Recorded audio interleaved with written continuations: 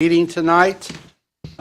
This is our, what date is today? The 19th? 17th. Our January 17th regular commission meeting.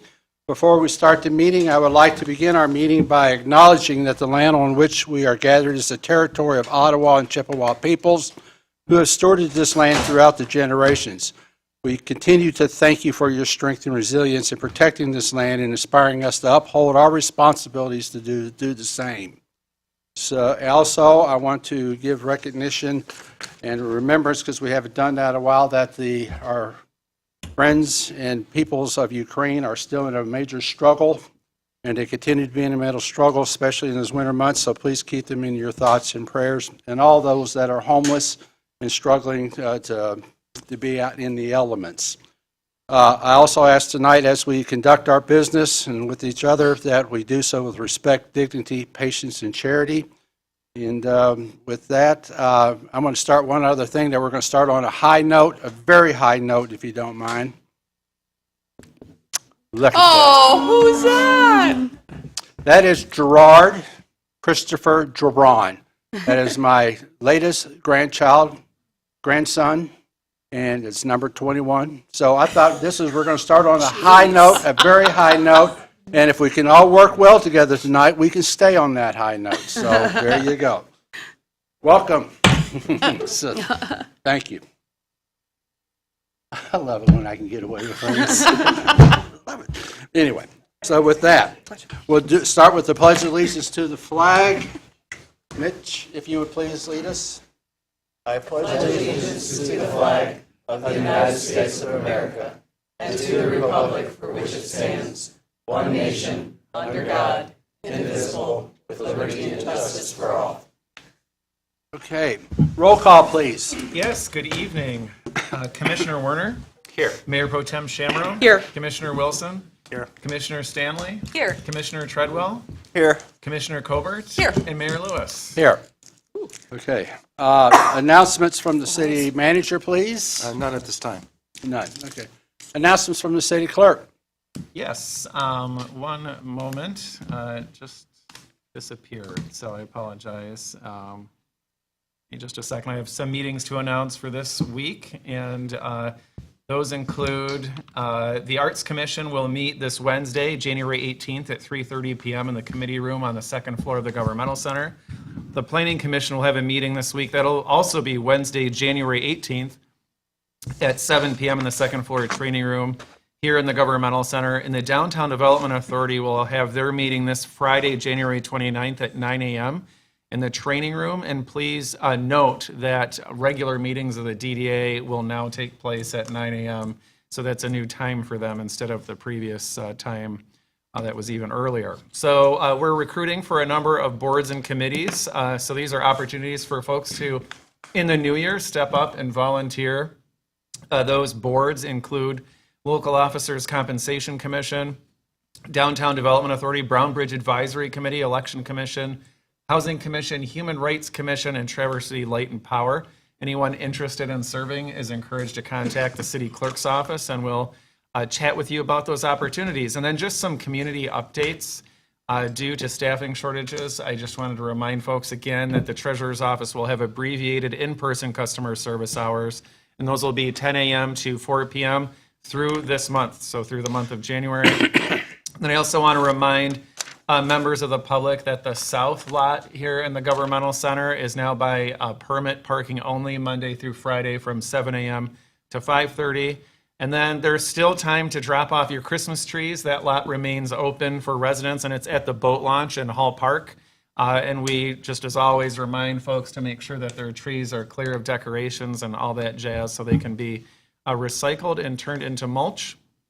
And then lastly, as always, I just want to remind everyone up here to please speak into the microphone so folks tuning in and here in person can hear you easily. That's all that I've got. I have a question about that really quickly, because when we voted on the parking lot, we voted 8 to 5:30 to 5. So did the county change that then?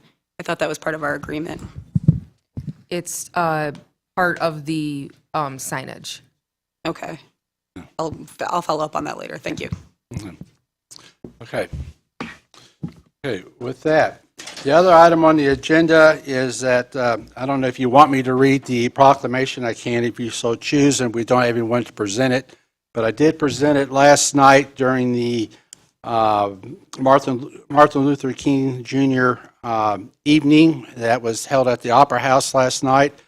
I was able to be there. Linda, you were there, and I think there was a couple of others in there. It was a wonderful program. And I would strongly encourage all of us, and I'll try to make a reminder next year, that if you can attend, it is a wonderful evening. My thanks goes to Jeff Haas, who is kind of the artistic director and started the Building Bridges with Music nonprofit group, and also Mr. Isaiah Smith, who used to be on the Human Rights Commission, is the president of that group. They did a wonderful job of putting together the 3 hours of song, dance, of reading in honor of Martin Luther King. So if you want me to read the proclamation, I can, but you have it in your packet. So I don't have anyone to present it to, so please let go of that. Thank you. With that, I'm going to turn this over to you for the consent calendar, please. Yes, sir. The purpose of the consent calendar is to expedite business by grouping non-controversial items together to be dealt with by one commission motion without discussion. Any member of the commission, staff, or the public can ask that any item on the consent calendar be removed from it and placed elsewhere on the agenda for individual consideration by the commission, and such requests are automatically respected. If an item isn't removed from the consent calendar, the action noted in parentheses on the agenda is approved by a single commission action adopting the consent calendar. Item 1, consideration of approving the minutes of the January 3rd and January 9, 2023 meetings of the City Commission. Approval recommended.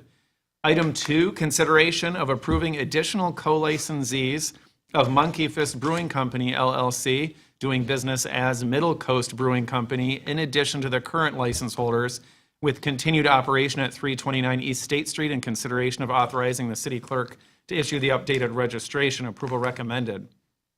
Item 3, consideration of authorizing a purchase order for the replacement of protective vests for police officers, with $10,900 of the cost to be covered by a grant from the United States Department of Justice. Approval recommended.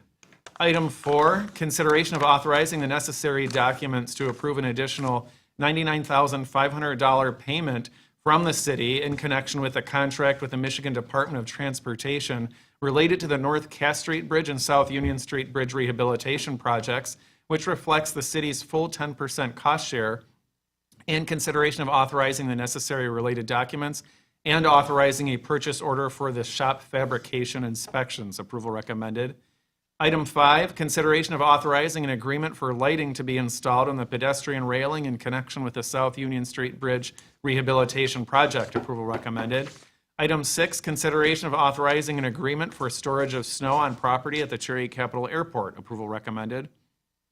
Item 7, consideration of authorizing a purchase order for the fabrication and installation of a 96-unit granite niche columbarium at the Oakwood Cemetery to be designated for cremations. Approval recommended. And finally, item 8, consideration of authorizing a confirming purchase order for diesel fuel for city operational use. Approval recommended. Okay, thank you. Is there anyone from the commission that would like to have an item removed from the consent calendar? Number 6. Number 6. Okay. Okay, is there anyone from the public that would like to have an item removed from the consent calendar? Seeing none, I'll be glad to entertain a motion, please. I'll make the motion that we accept the consent calendar as amended. Support. We have a motion and support. All those in favor of the motion say aye. Aye. Those opposed say nay. Motion carries. Item removed from the consent calendar was item number 6, which was the consideration of an agreement for snow storage at the Cherry Capital Airport. Mr. Treadwell, you removed that. Do you have a question? Yes. I am in favor of us having a place to store snow that is inside the city. I recognize that this is much more convenient than trucking it out to Keystone, but similar to consolidating or efforts to consolidate surface parking lots into a parking deck, I see this as an opportunity to stop storing or to store less snow in parking lots or other areas that are adjacent to waterways or places that could otherwise cause runoff issues. So I am wondering, and perhaps Frank can speak to this, if this is going to be the designated space for all city snow or merely the primary location. I don't know if Frank is here, but I can answer a big part of that discussion. So the areas that we're currently dropping snow in, one is next to the Safe Harbor. That will eventually go away. We have the second one, which we'd had some complaints on over near the cemetery, east of the cemetery, and are trying not to drop that unless it's a dire emergency. And the third one, whereas the Beitner properties, in which we're looking at possible other utilization. So we needed another location to put, and this would be for our primary dropping of our snow removal. There's still some plowing that goes on within the parking lots, and that's not intended at this time to change, because that would change the allocation of resources that we currently have that moves the snow from other places. But isn't that though that we do plow and they get due up, but when the weather clears and the opportunity before, we don't allow the snow to melt there, we will haul that snow off. At times they do, yes. Yeah, Sometimes most of the time they yes. do haul the snow off. So I've noticed that over the years. But depends, like, if we were to get snow tomorrow and it doesn't snow again for a week, we can move those. They do move them. The primary, and as what I was addressing was the primary plowing will stay the same in those parking lots, though. Thank you for the clarification. You bet. Okay. Any other questions? Is there any questions from the audience on this? Okay, I'll be glad to entertain a motion, please. We got to Make a read it. motion that the mayor and city clerk be authorized to execute a contract with Northwest Regional Airport Authority for snow removal storage in an amount not to exceed $2,000 per month, November through April each year, adjusted annually in September based on the cost of living increases. Such contract subject as to its substance by the city manager and is formed by the city attorney, with funds therefore available in Streets Divisions Fund. Support. We have a motion and support. Any other questions? All in favor of the motion, say aye.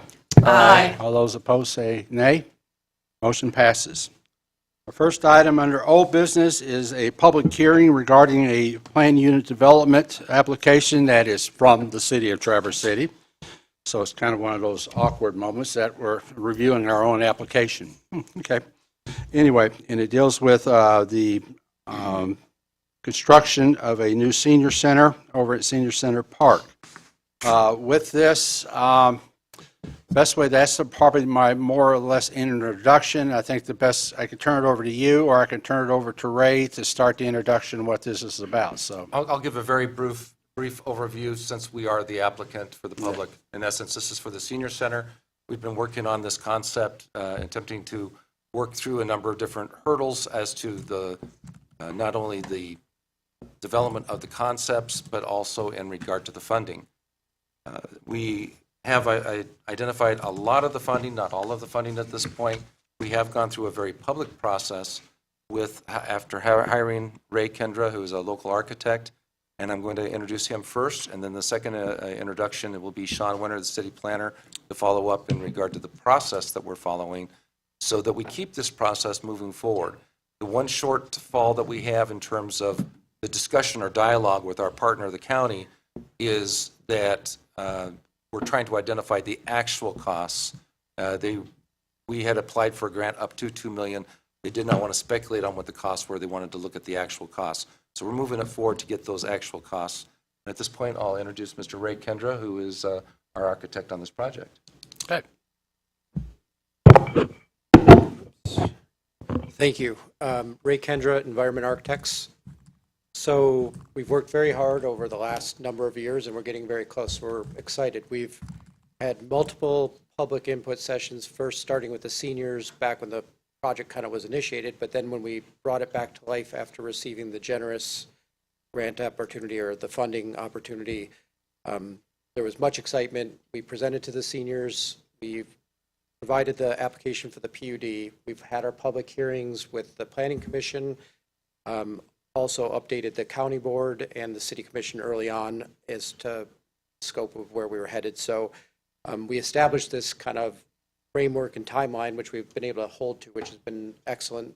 So we hope that we can continue on that process. And as Marty's suggested, we will be then moving to the next phase, which would be the construction drawings. Once we have those, then we would bid the project and get the real numbers, which we've all been waiting for. And it's a very dynamic situation in our industry, so we'd like to get it out on the street. We hope for a good result. We're looking at bidding multiple alternates, which will give the commission an opportunity to, pick and choose different pieces as we go along.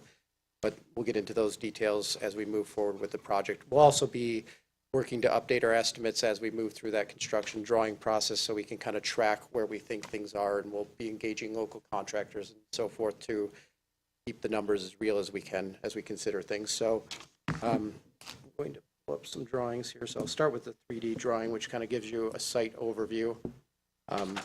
As we've presented this multiple times, I'm just going to kind of hit the high points, and then we'll be taking questions for folks. But fundamentally, the things that we were trying to do in approaching the project were opening up the bay. So that was a key portion of moving the building to the northeast corner. That was going to open up the view shed of the bay, but what it also did is allow us to maintain the operations of the existing senior center during construction. So that was a big piece of kind of how we arranged the site.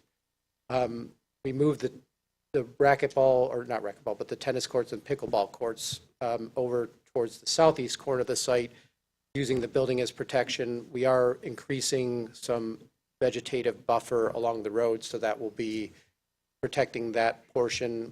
We, of course, are leaving the historic shuffleboard courts in place. That was another big item that we wanted to maintain. And then on to Barlow. This is not part of the project property. We are suggesting some parking enhancements and a rework of that a little bit to work with the proposed parking lot. But essentially, a piece of that was to increase the green space on that Barlow, the end of Barlow as well, which we think will enhance that bayfront. The parking arrangement fills into this area here. The existing parking, which includes the gravel parking lot that was occurring kind of where these tennis courts are shown now, there was a total of about 65 spaces. We're increasing that to about 81 in the new proposed version. We are doing things like putting paver traffic calming elements to make it safer for pedestrians who are coming from the Front Street walkway to the beachfront. The parking also increases the accessibility for folks with ADA pathways and so forth to the beachfront as well. In the building, when we look at that quickly, we have included some public bathrooms that will be accessible from the outside. And then we've also included public bathrooms that would support the courts from the outside. So overall, we're really trying to enhance public accessibility, multi-generational accessibility to the site. So not just for seniors, but for families and folks that want to access that beach. We are doing things like bioswales in the parking lot. We looked at one point at potentially putting a sidewalk through the middle of that, but the determination was made with staff that the better approach was to create more vegetated buffers in that area. So we're exceeding what's required for the code, for that portion of it, for the zoning code. And then the overall trees that we're removing, we're increasing by about 20% the number of trees that we're putting back. So we are taking trees out along the bay, but we are going to overall increase the number of, or the amount of tree canopy that will be on the site. We've also worked with Michelle Hunt from the City Parks Department to increase the diversity of the trees. So that was a big thing that Kevin Krogalecki from Gosling Zubek, who's the landscape architect, has been in touch with them, and we're very conscious of that. So we're looking to improve that situation. Along in this front section here, we do keep a little bit of a green open space, and the idea was that we could have a tent lawn or activity sorts of spaces that would happen, and again, just create more diversity as to how this site can be used.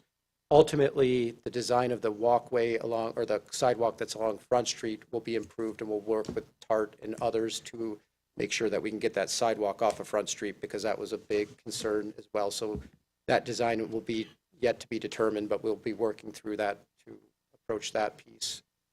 Overall, the existing building is about 5,755 square feet. The the new building under roof, including the drop-off, is about 17,900. That's about a 3 times increase of what is currently existing. As I mentioned, there's going to be some things like green roofs on some of the roofs, the covered drop-off. Those will be alternates that we'll be looking at in the overall bidding of the project. So as we see the numbers come in, we can make decisions as to, whether we include certain elements. The lot coverage is about 17% right now. The open space district where this is a 20% requirement. So we're below that. That does not include the green roof. So if we go green roof, we'll even enhance that a little bit further. We are looking at some pervious paving elements to help reduce that. So again, we're going to play with kind of green roof, pervious to make sure that we stay under that 20% requirement. Overall, the building itself will be a brick structure and work well with the city aesthetic, I guess, but also just from a maintenance standpoint, we're looking at green elements that we always do in the projects that we do. And so we're looking for long-term durability, maintenance. So we see this being a brick masonry structure. A neat element on the back is the back porch, which is going to provide access for the seniors to have a connection with the beach. We're showing ramping and some retaining elements that will work along with that as well. So and I can just jump to a PDF of the floor plan here. So again, the floor plan, the yellow area is a multi-purpose common space that will be used for different events. We have some folding partitions that will be part of that. There is a commercial kitchen area that we'll be providing the infrastructure for, and that would be another one of those alternates, whether we put the equipment in or not in the initial phases. The brown spaces here are those 2 bathrooms that would service the beach. And again, we have a ramp going down to the beach at that location. Internal public bathrooms that will service inside the building. We have an activity lounge, which is this red space, which will be a variety of tables, soft seating, that sort of thing for different types of table games, cards, that sort of thing. A small enclosed meeting room. This is that covered porch area that I mentioned. There's a small area of office space that's the kind of teal color there. The covered drop-off is the gray. And then the south wing is essentially multi-purpose activity room. So this larger room will be more of an exercise type space. And then we have a few smaller classroom type spaces that also would have potentially a folding partition to make diverse uses, whether it be art classes, knitting, just the different programs that the seniors experience at the senior center currently. And then again, restroom facilities there, and then an outdoor restroom facility and some covered space for shelter for people waiting to play pickleball, tennis, and so forth. We do have a couple dividers or security grills that will happen in the building so that we could potentially close off, for example, the main portion of the building, but you could still have classes happening at night or vice versa on the weekend if there was an activity going on here and we didn't want to have that classroom wing open. So we're looking at really a lot of different uses, different times of the day, different times of the week. So kind of quick, but I want to just keep it short and simple and take your questions. So. Okay. With that, if you don't mind, can I turn this now over to Sean about the process that the Planning Commission went through, please? And their recommendation. Yeah, good evening, Sean Winter, City Planning Director. This has gone through the Planning Commission, so they initially reviewed this application. They set the public hearing. Staff conducted a staff report, of which created the basis of the finding of facts that was supported through the Planning Commission's motion to recommend approval of this project after they held their public hearing in December, I believe it was. They did include one condition, and that was to work with the city's Parks and Rec superintendent along with the zoning administrator on the final tree selection in terms of species. And as Ray mentioned, those conversations have happened since then, so we're just at the tail end of buttoning it up at this point. So this represents the final stage of approval of a planned unit development with the order granting that, again, was formed off the basis of the finding of fact and staff report reported by the. Okay. All right. I'm going to see if the city commissioners have any particular questions they want to ask from what you've heard so far. I mean, it's not like you haven't heard this once or twice before. In fact, I know Ray did a great job of saying how we've been busy, but I know I got engaged with this a year ago, so I know you've had some updates from me too, so it's not the first time we've seen these plans and anything else. Okay. With that, we're going to open the public hearing here in a second. Would you mind please going through the rules of our public hearing? Sure. So the purpose of the public hearing is to provide the public with an opportunity to express any opinions or thoughts that they have on this proposed application, and for the commission to consider those thoughts. And anyone wishing to address the commission, once the mayor opens a public hearing, we just ask that you come to the podium, state your name and address, indicate if you're a city resident, non-city resident, or city business owner. You've got a 3-minute time allotment, and when your time has elapsed, the timer will beep. So, Mr. Mayor, would you like to open the public hearing? Okay, the public hearing, I get to use this, all right? Anyone goes longer than 3, no. Public hearing hereby open. Please. Rick Buckholder, 932 Kelly Street. I'm a Traverse City resident. I had to promise that I wasn't going to cause any trouble with this, but trust me, doing that's eating me up. So I'll limit my comments to what you're doing to the grassy beach area, which I brought up at the Planning Commission.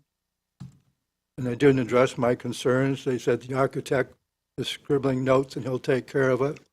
So I just listened to what he said, and he did nothing.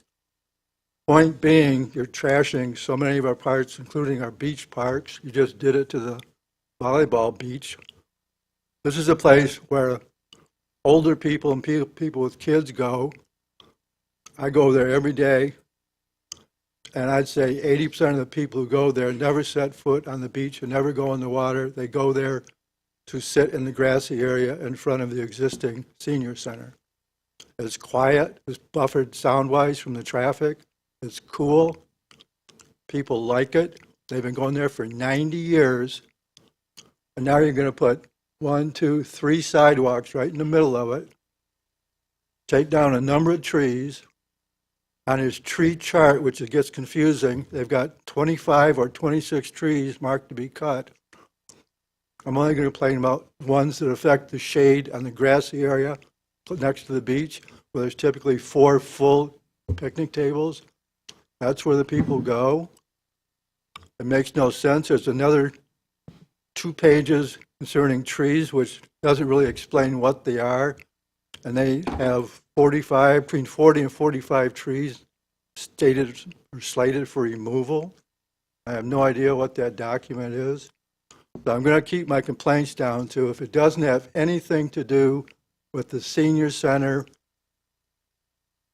tennis, pickleball, or shuffleboard, why don't you just leave that area alone? I mean, you're adding nothing. There's something in the PUD application that the sidewalks are so that people can go over the Haggerty Center. For what? Why would somebody leave the beach side of this new building and walk all the way over to the Haggerty Center?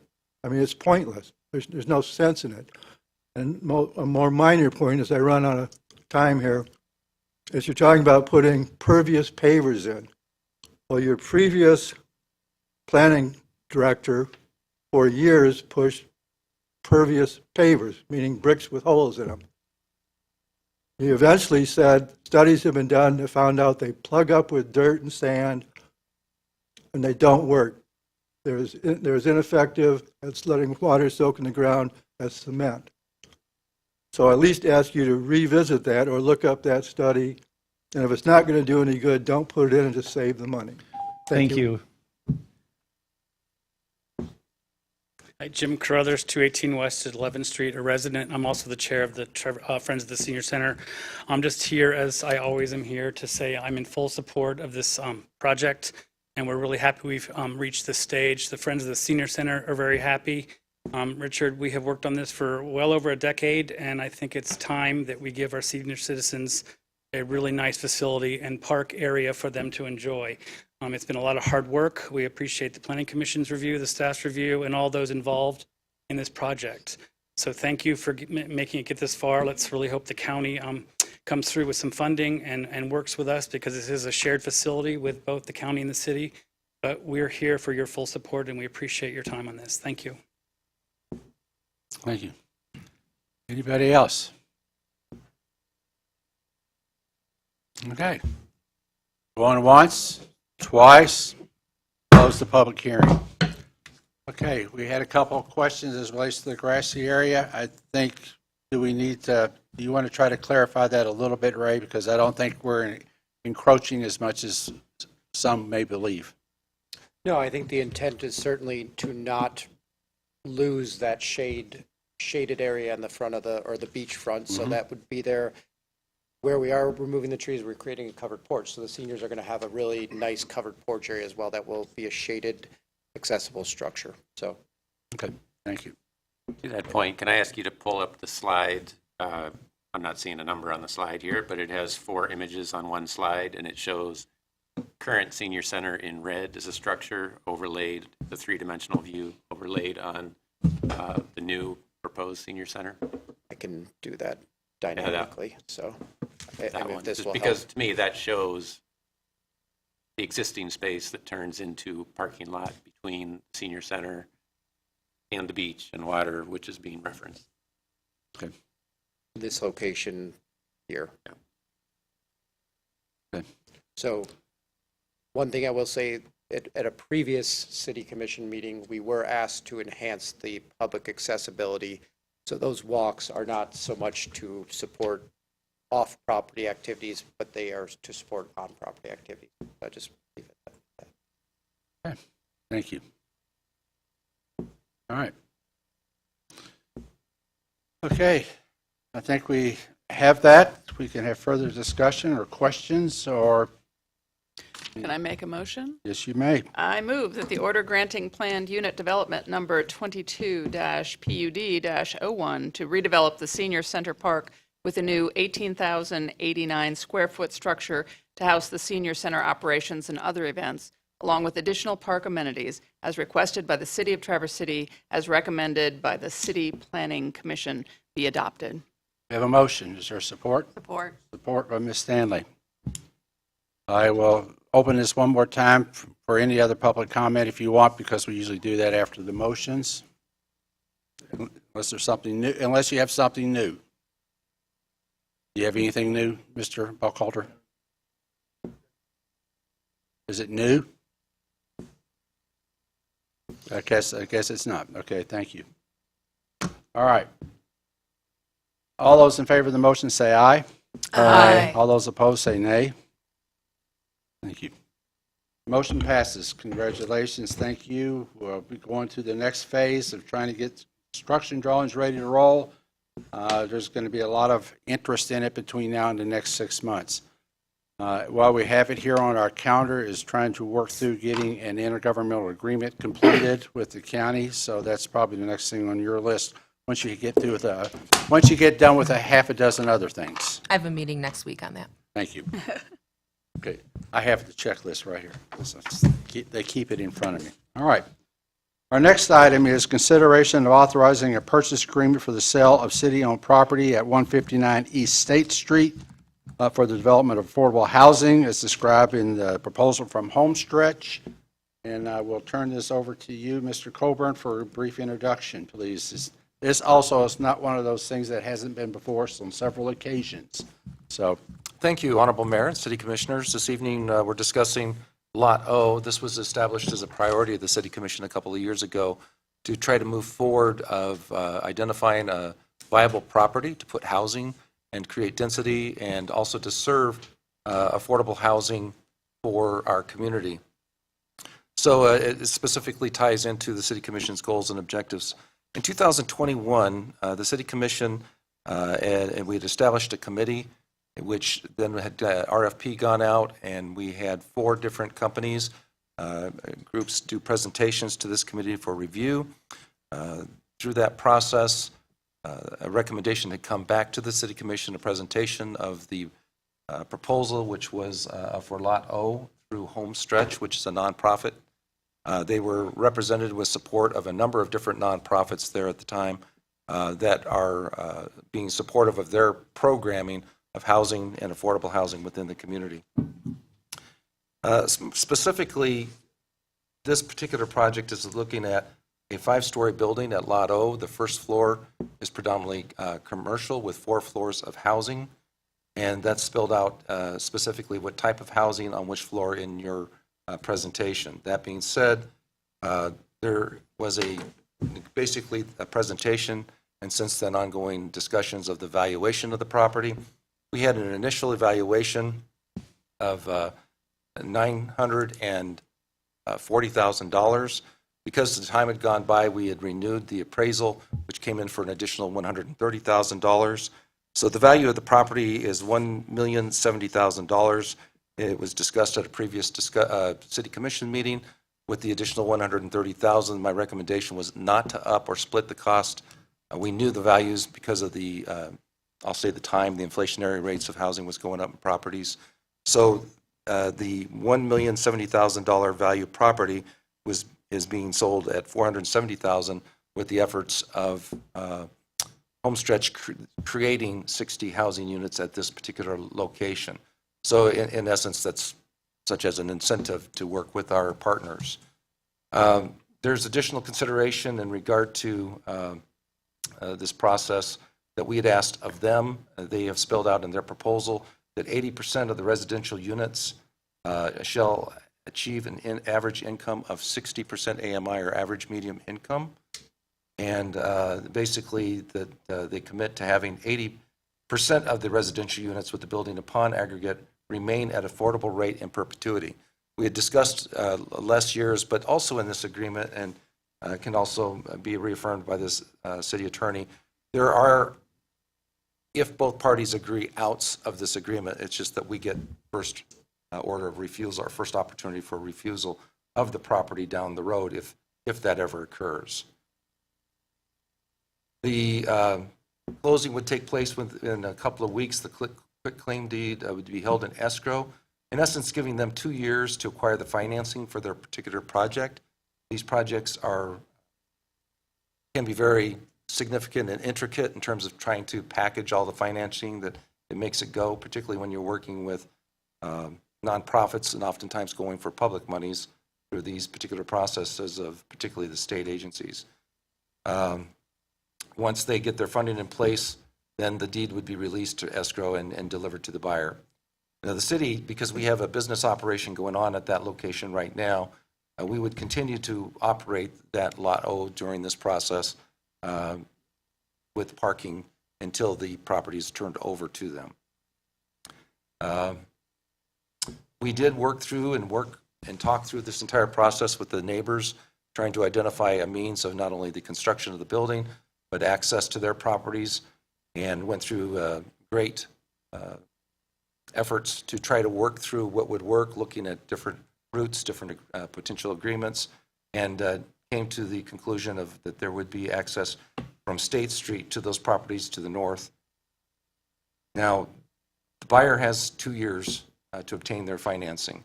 This agreement also allows them, if we agree, that they can ask for an additional year to work out their financing, but that's only if we get to that point. And in essence, after that period, whether it's 2 years or 3 years, that they must have substantial construction within the 5 years of this particular project to have it en route to being completely built. And the intent, of course, is to have this affordable housing as soon as possible. They recognize that as well, Homestretch does. But it's a matter of, in terms of the business dealings, it does take time and energy and effort to package these items. There was a question in regard to why the change from 64 units to 60 units after Homestretch had worked with MISTA and through the input that they had, that MISTA influenced the standards of design, specifically in regard to the kind of dormitory style that was being looked at. So now they're doing single units versus joint bathrooms for 2 units. So that's the difference of the 4 units. Otherwise, the integrity of the project is the same. And at this point, we also have a couple people here that I know that are here to address. Mr. John Stimson is available from Homestretch. Also, the efforts of the DDA, in which they've worked with the city closely with the neighborhood to try to move this project forward. Thank you. Okay. Can I ask I got one question that I have. I've got a couple of them, but I'm going to go with the first one. We're saying here that we are going to have this in perpetuity, one of the 12th grade words, perpetuity. Why perpetuity? I mean, that means it's forever.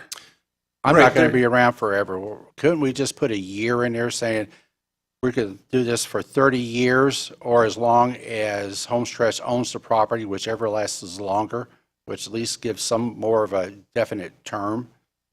Yes is the quick answer. You can do that. We had originally talked about 45 years to make sure that the city was getting a long-term investment of making sure that affordable housing is available to the Well, I think community. 30 years is a pretty long time. I don't know what's going to happen in 30 years any more than anybody else in this room does, so, okay. That is an option if we want to amend that agreement. Yes. Thank you. The second one deals with the premises as it relates to access of the adjoining property owners to the north as it relates to having a access to State Street. It says that the premises will be built and maintained. Who's going to maintain it? The structure is part of the property, is part of the property of Lot O. Okay. So, do we know if the property owners to the north are going to allow Homestretch to use their drive through the back end to get access to the alley? It's I mean, typically, a quid pro quo type of thing? typically that area is going to be used for parking for those property owners. So they may or may not have access depending on how they're parked. I think it would, if they like to have access across property, which they have no right to at this point. I mean, technically, they don't, but I mean, if the Homestretch is more than willing to go with this, that's their call to make, because they're going to be the owners of the property. We aren't going to be. Right. But why wouldn't we have a quid pro quo that we can go, they can go back the other way also? Predominantly, That means the cars have got to come in and out of there, so right. I'm just asking the question. So Right. that's up to Homestretch, because that's their call to make, but I don't Okay. see it, So I don't the- see it very fair myself, so, to Homestretch. That's my position, so. Homestretch did not express a concern of that to us, but they're here to answer. It's fine. I mean, they're the ones that's going to own it and have to live with it, hopefully.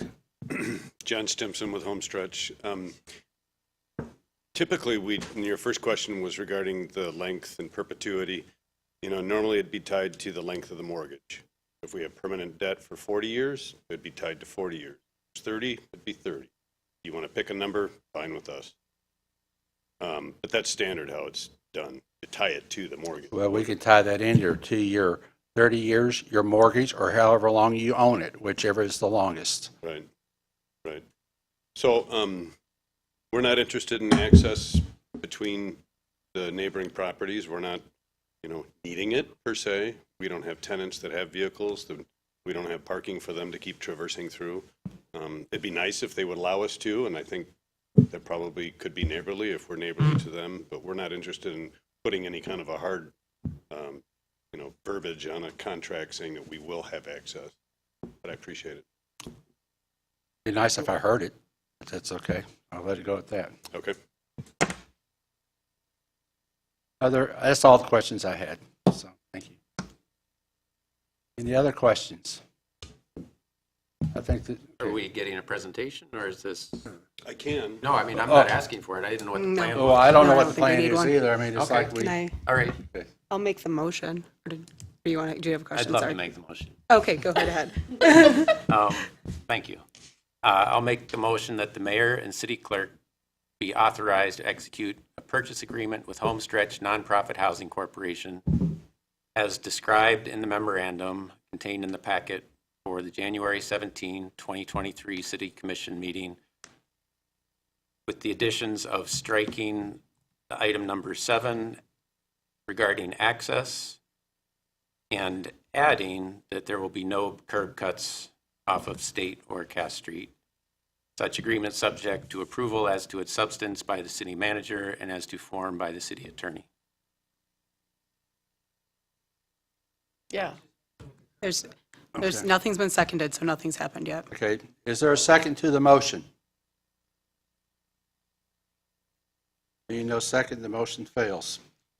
Okay, anyone else would like to try something? I'll make the motion that the mayor and city clerk be authorized to execute a purchase agreement with Homestretch Nonprofit Housing Corporation as described in the memorandum contained in the packet for the January 17th, 2023, 4 Januarys. 17th, 2023. City Commission meeting, such agreement subject to its approval as to its substance by the city manager and as to its form by the city attorney.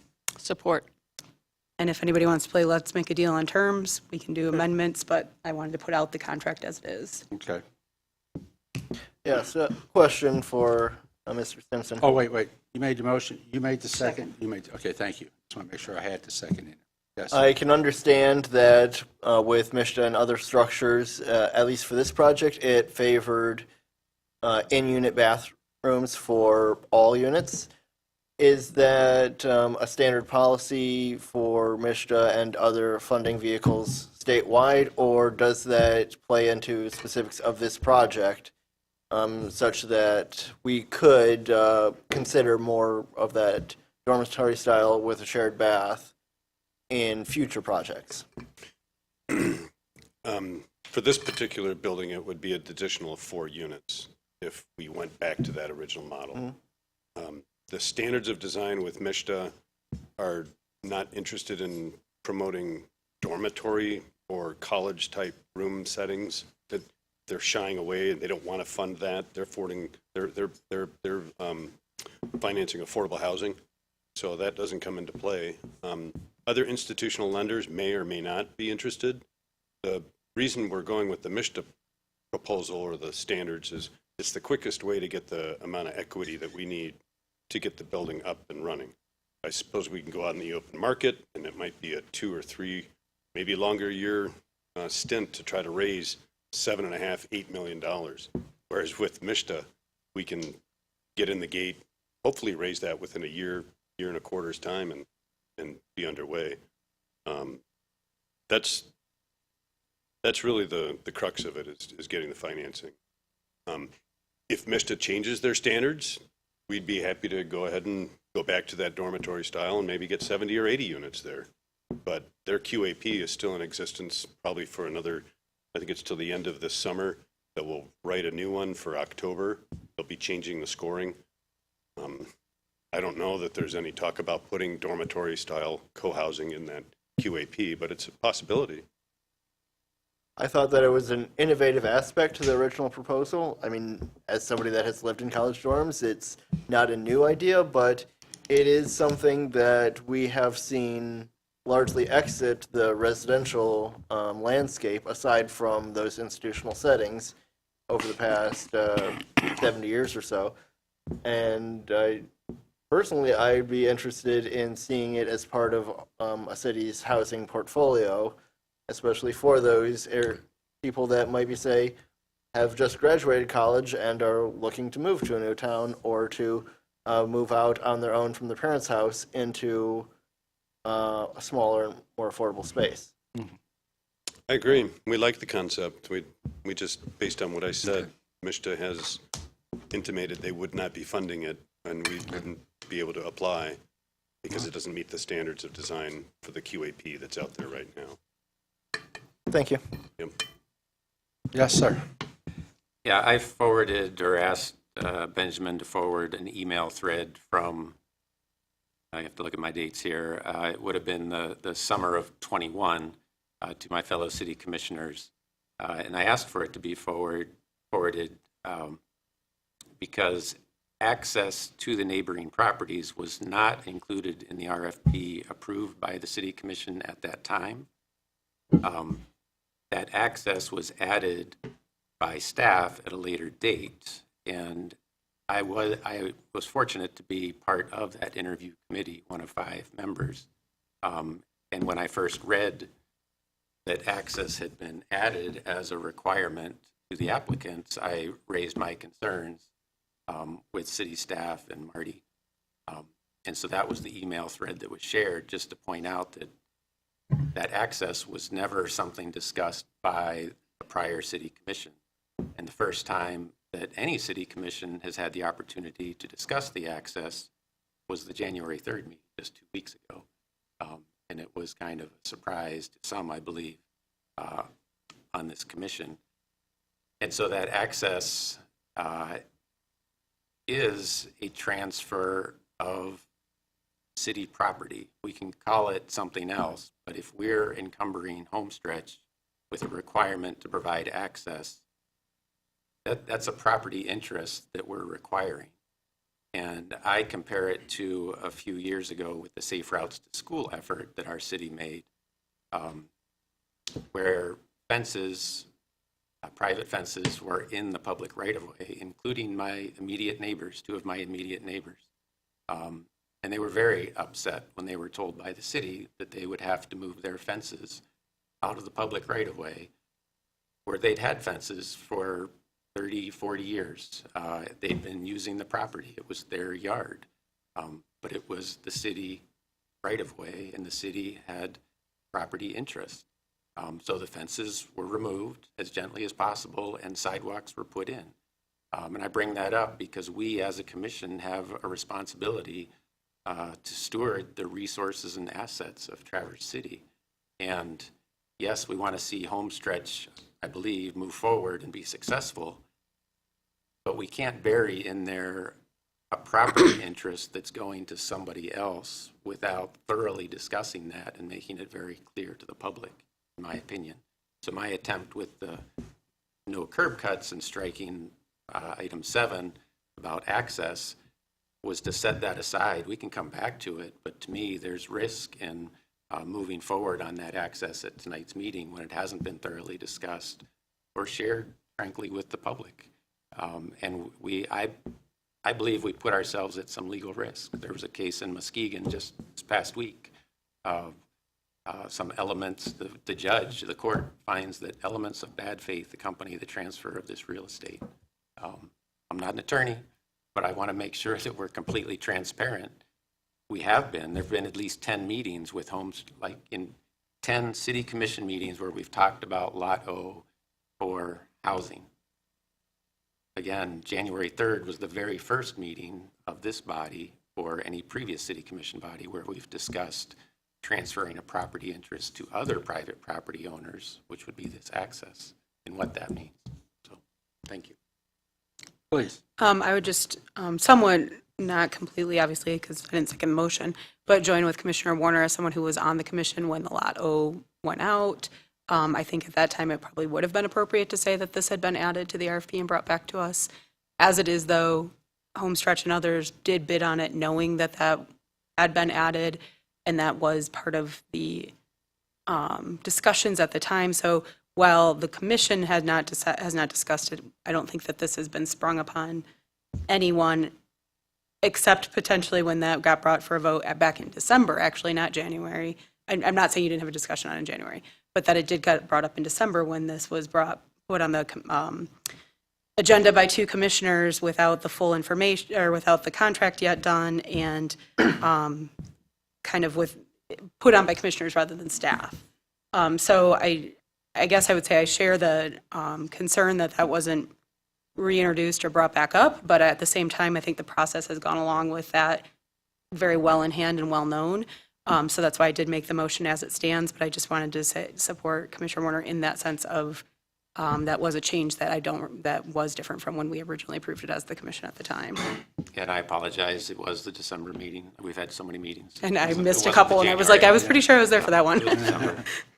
Yeah, I know where she was on January. Yeah, I know 3rd, where, so do and it I. was in Traverse City, so we take it from Honorable Mayor? there. Yes. Mr. I always Wilson. feel weird raising my hand here. I'd rather just say, Mr. Mayor. But here, yeah. So I like that the potential neighbors may have an agreement here and in this, and that it works for everyone. But some of what Commissioner Warner was asking or stating made me think about number 7 and who's responsible for maintaining that, and is the city clear of it if there's any dispute later? You know, there's trucks going through, I mean, it's going to have to be But repaved, it's going to have to, If I read it right, once we give to Homestretch, it's all their responsibility. Totally. City has no responsibility there. We have no rights to it unless we buy it back. 15 years goes by, it needs to be repaved, like desperately. It's not our responsibility. Lauren, Homestretch doesn't have the money to do it, or something's, Not our and responsibility. it's not our responsibility. That's why I'm- And neither entity can come back to us and say, hey, I mean, I agree with Mr. Warner, but if Homestretch is willing to accept that, it's all theirs, we go through with this, then that's theirs. May I? Yes. It's my understanding from talking to staff that, yes, Homestretch is willing to accept it because they want to get started on the project. And if that's what it takes to get started, fine, but they don't have an attorney, and they don't have the capacity to retain an attorney. So they're in a tough spot. I And we're agree. putting them in that tough spot I agree. by saying it's kind of all or nothing, black or white, and it shouldn't have to be. And so, yes, Mr. Stimson will stand there and say, yep, we'll take it. We want to get started. We want to build. And so then it's, to me, it's a false choice. Like, well, either we're going to let them move forward and build and we're going to have 60 units, or there's nothing. But it's not an either or, black or white. And I would love to see us split out this access concern, move ahead with the sale of the property, but split out the access, bring it back with more information and more opportunity for the public to understand what it is we're, in effect, conveying, because we're requiring Homestretch to convey a property interest to private property owners. I just want to clarify that Homestretch does have an attorney, and I worked with their attorney on this agreement together. So that it's, you know, if Homestretch is not satisfied with the agreement, they have their own attorney who reviewed it. They're satisfied with the agreement, but they do not have the capacity, they barely have the capacity to like pull off this wonderful project. They're not going to staff up to defend against lawsuits. It's been made clear. And so again, it's not black or white. It's not like, well, they're willing to do it, let's let them do it. We're responsible for this property. I'm late to all of this, and so this may be completely off base, and I apologize. But we still received today 2 letters from property owners north of this complaining. And so if this is in here to satisfy those property owners, I'm confused about why there's still dissatisfaction when we are asking something of Homestretch. It's part of a and they're negotiation. still not happy. Yes, they're applying, in my opinion, applying pressure, part of a negotiation to help get something from that negotiation, because, yeah, they are dissatisfied. It's been shared with me by the DDA executive director in the past. Yeah, these property owners are not happy with Lot O being developed. They're not. And so if it's going to be developed, what was conveyed to me, they want to make sure they get something out of it. I guess I would then ask, I understand the point Commissioner Warner is making, but the other side of that coin, I think, would be us taking that out and having, let's say we had voted on your motion, Commissioner Warner, that wouldn't guarantee there wouldn't be a lawsuit that would hold this up either. So I think that this is a good faith effort. Appreciate all the work that Homestretch has put into it to be neighborly. As they said, they'll have conversations, they'll keep it neighborly. So that's, hopefully, I want to see this project. I know I voted no back in December, but that's because I just wanted to see the contract. The contract's here.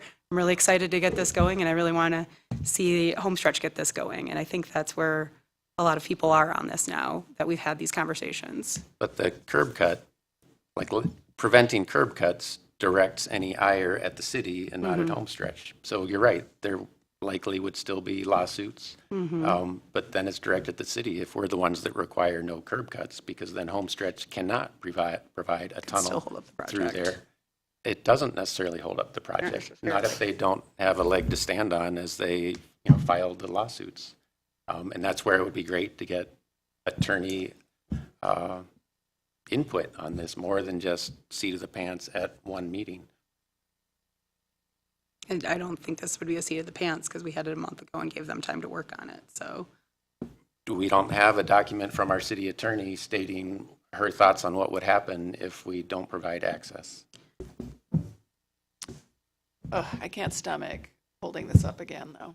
I just That's what I'm saying. can't do it. I'm suggesting move forward with the sale, but don't settle on the access yet. We can sell it and retain the rights ourselves to the access for now, until we have an opportunity to get more diverse legal opinions, or legal opinions in general, and what the opportunities are. There's real value to this. So we talk about housing, and we want housing, redeveloping surface parking lot, this is almost 50% of the footprint.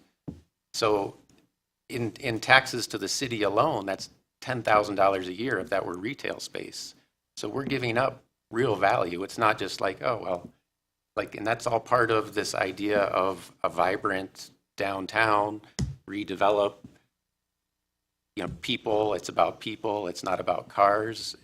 And we're forcing this to be a driveway. We are. Yes, Hup? Stanley? I would also argue that some of the value of our downtown is in our established and committed business owners and retail establishments and restaurants that have weathered a pandemic and inflation, and now they have Homestretch and their attorneys have agreed to these provisions. Why are we then holding this up because we're concerned that they are being forced into a position? I'm not finished. I would like to see this move forward. We can have housing and we can have retail and respect the entities that have created the vibrant downtown that we have while providing the living that we need for the people who work there on the terms that Homestretch has agreed to, that our attorney has worked with their attorney to discuss. This seems like this should be a home run. I would like to see us be able to move this forward without having to gut the provision that has been in the RFP, and I understand that no city commission at that time approved it, but the RFP that was responded to has always included the maintaining of access. Thank you. Okay. All right. I'm going to ask a But the question. responsibility comes to this body. This is responsibility. Correct. And we I may, couldn't understand the mumbling, sorry. okay. I said that this is the responsibility that we're going to vote to choose to take or not. Yeah.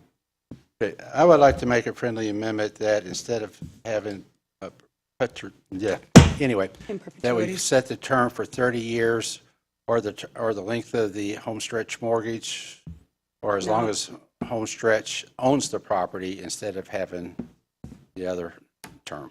Well, Can I just add real quick, because the last time when you said that, I thought about, like, we're doing this to appease the neighboring property owners.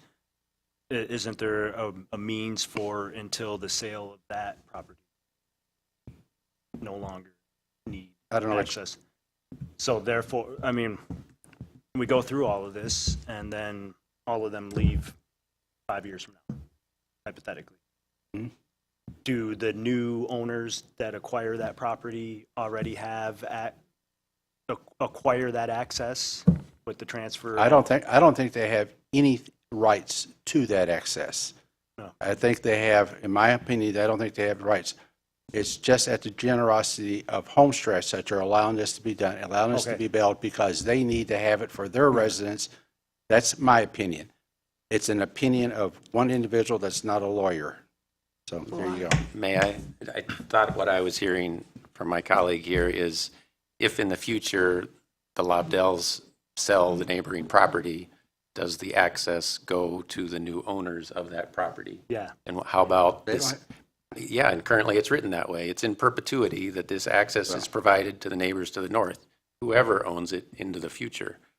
And as we discussed, perpetuity is a pretty long time.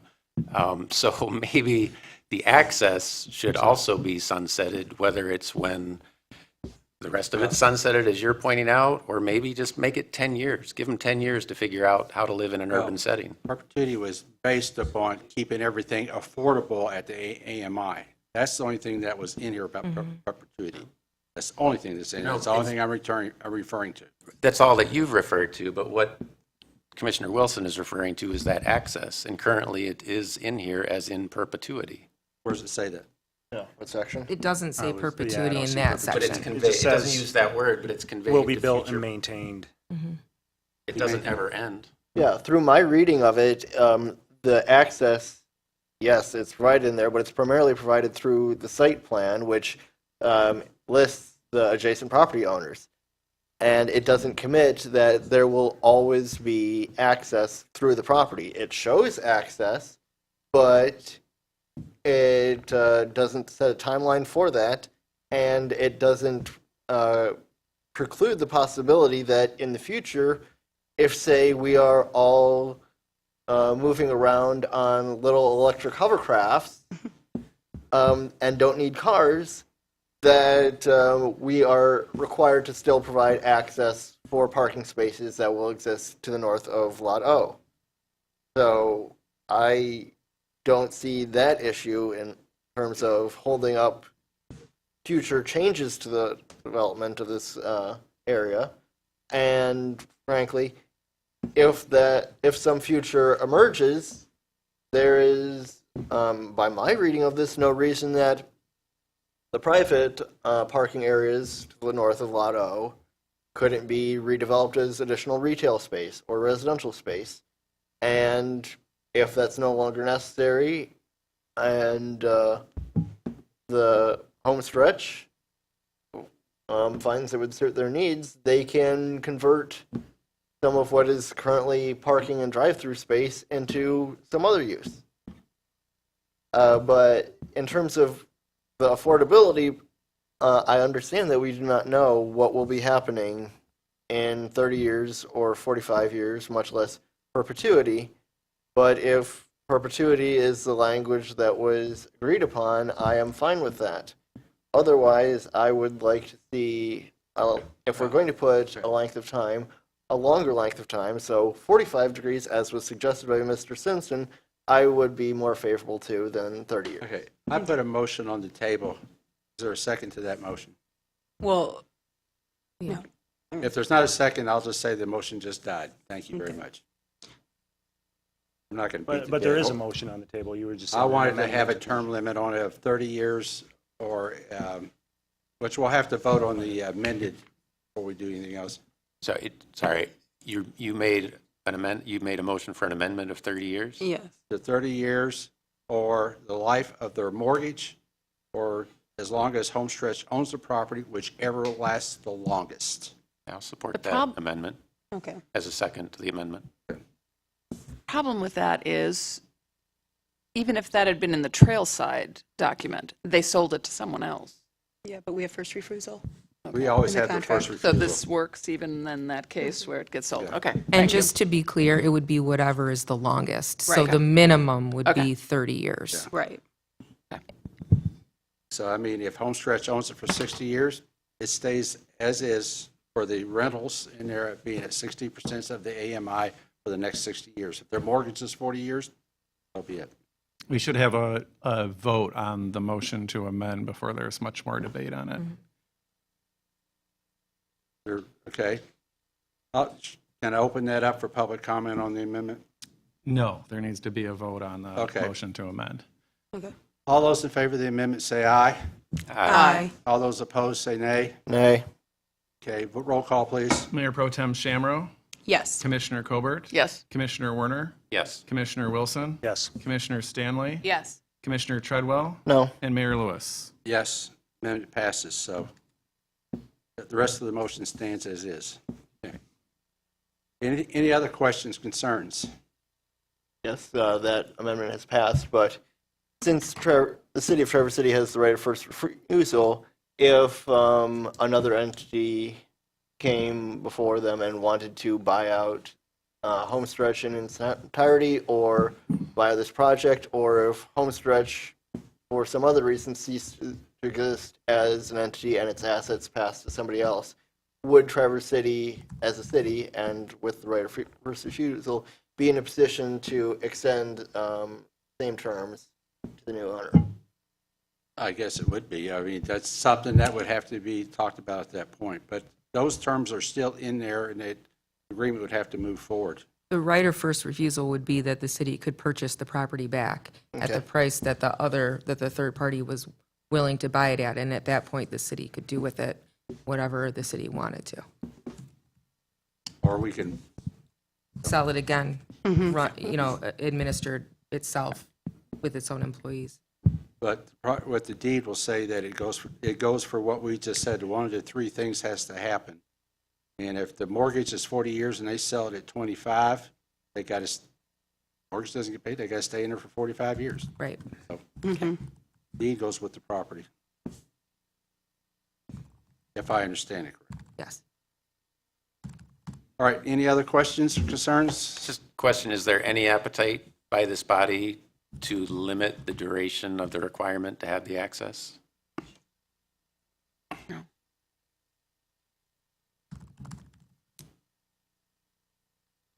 No, perpetuity? Okay. Well, or not. It's all It moving. is. It's for future owners. It never ends. There's nothing Well- that causes it to end. Okay. Before we have a motion on the floor and a second. I would be glad to open this up for public comment.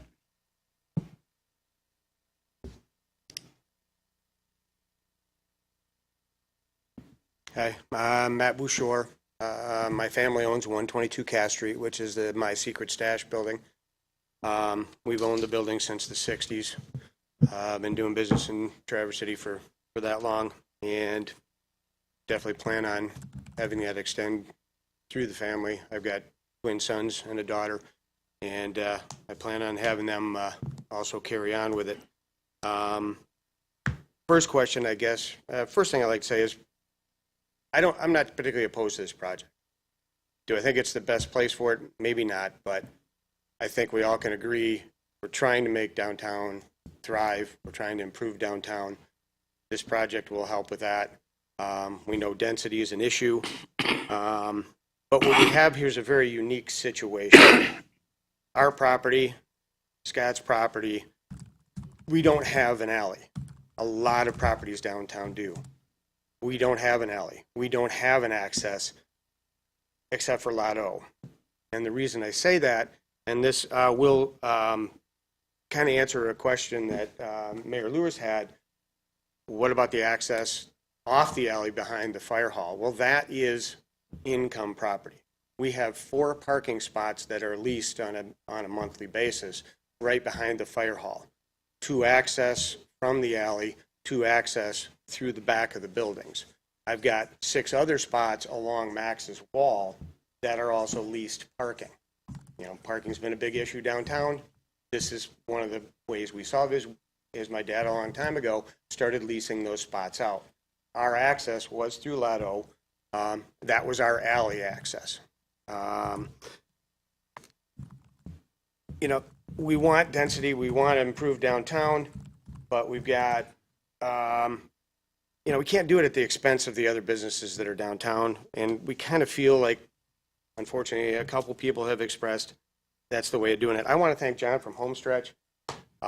He has been, you know, we had a little rough spot at first, but we worked through it. He's willing to work with us. We're willing to work with him. Yes, as long as there's not vehicles there, if he needed access, if he needed to get something in there, we'd be fine with that. I don't see the commission doing anybody a favor by pitting us against them, business against business. It doesn't build unity. It doesn't help the city survive and thrive. And that's what I feel the commission should be doing, is really focusing on getting everybody to work together. So that's what I'm asking you now. Help us work together. Give us the access we need so our businesses can survive. We can keep our property values up, because otherwise our property values are in a tank. We don't have access. Scott doesn't have access. They're going to Mr. Bouchard, thank you for your comments. Your time's elapsed, but thank you. Thank you, commissioners.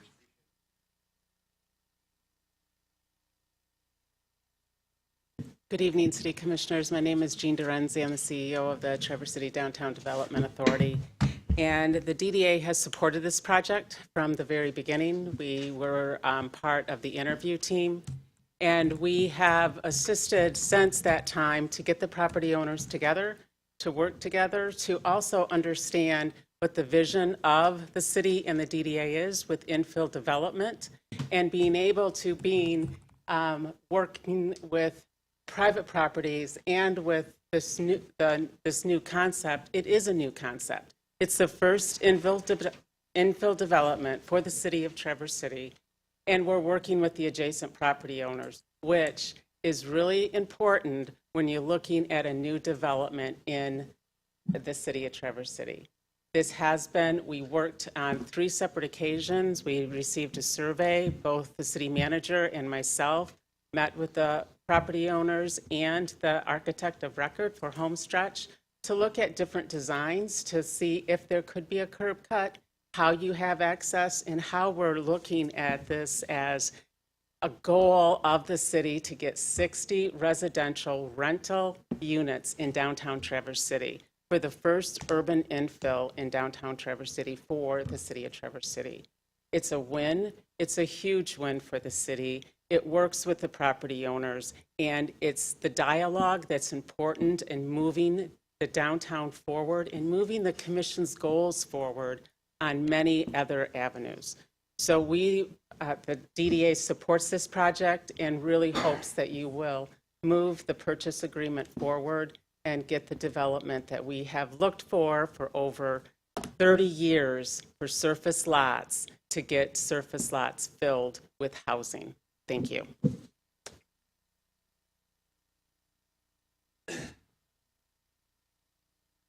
Scott Parker's 124 Cass Street. I think that's it. I've heard a bunch of comments today about, just finding out last minute. And I found out how long this conversation's been going on. And this project has been proposed, which we are not opposed to ourselves. And again, John's been great. And Gene's been great. And we're all working together. But as a property owners, we were the last to know that I'm aware of. And talking to our neighbors, everybody was consulted but us. So maybe some of this could have been permitted in this first to go, last to know, and Mr. Werner wanting to pushing it through and all these different, maybe if the city council would have asked our opinion, or it's, and we've only been paying taxes in this city for 20 years. I remember when it wasn't so easy to get every spot taken up downtown, and there we were employing people. And I also remember the senior center years ago when they were an issue, and we made a large donation to help them. I just think we're looking for that federal courtesy of a bright, the people that help finance you to this bright, shiny new idea. Maybe, I just think we can all work together here. And I think there was a lot of opportunity for preventative here and better communication and working together instead of just hearing from certain people for the first time tonight. I think you have a vested interest into protecting your business owners or working with them or at least advising them on what might be coming, them, giving them some notice. The last meeting, Mr. Werner, we found out the day of the last meeting. The day of, by other people. You're not looking at me now, so thank you.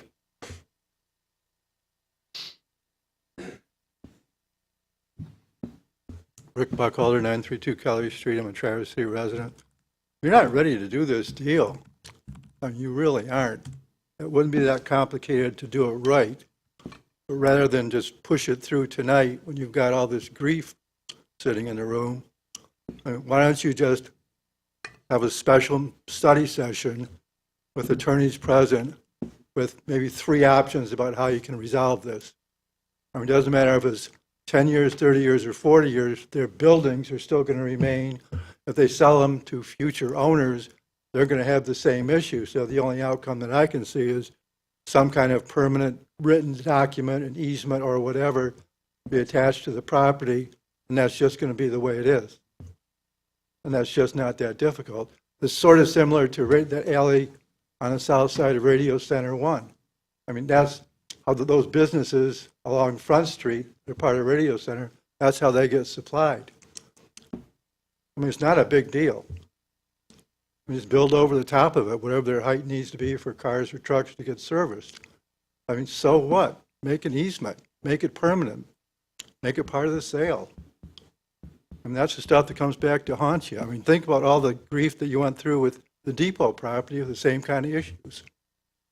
Just have everything on the table, what your options are at one meeting, then vote on it. Thank you. Anyone else?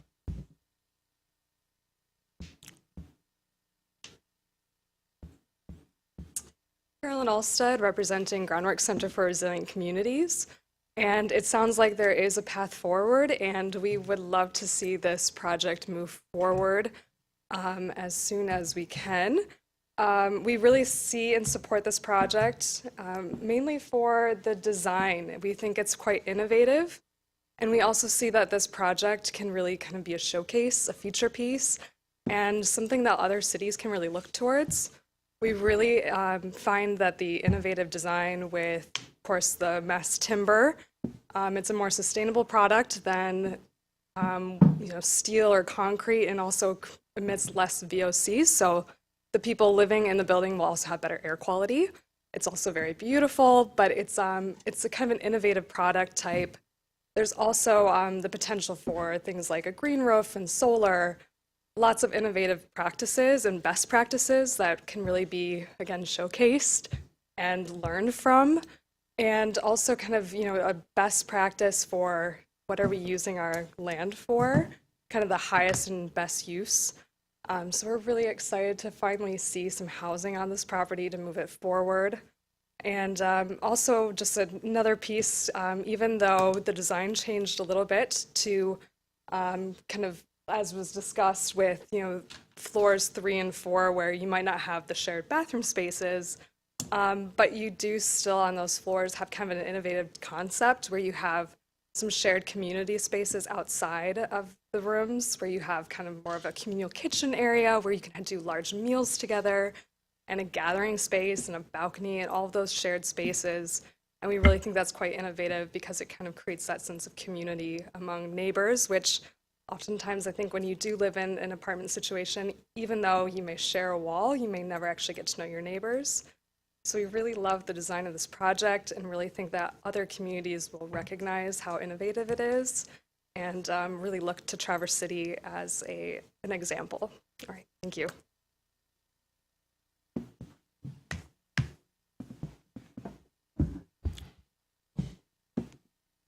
Hi, Sarna Salzman, here as a Homestretch board member.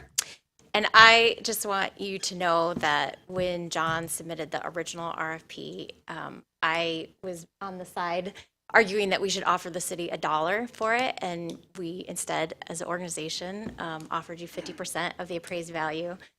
Am I frustrated that we have to build a driveway through half of the property? Sure, probably. And I wish that maybe the appraisal had taken that into consideration, and maybe we could cut some of that off of the 50% of the appraised value. But more importantly, as a board member, I really stand behind our executive director, and John Stimson feels really positively and strongly and pragmatically about this project. And I think it will be good for our downtown, and I'm really excited to get to work on it. And I acknowledge that no project is perfect, including this one, but I'd really like to be able to really sink my teeth as a board member into the fundraising portion of this. So I would encourage you to move forward despite some of the wrinkles that are in it. Thanks. Anybody else?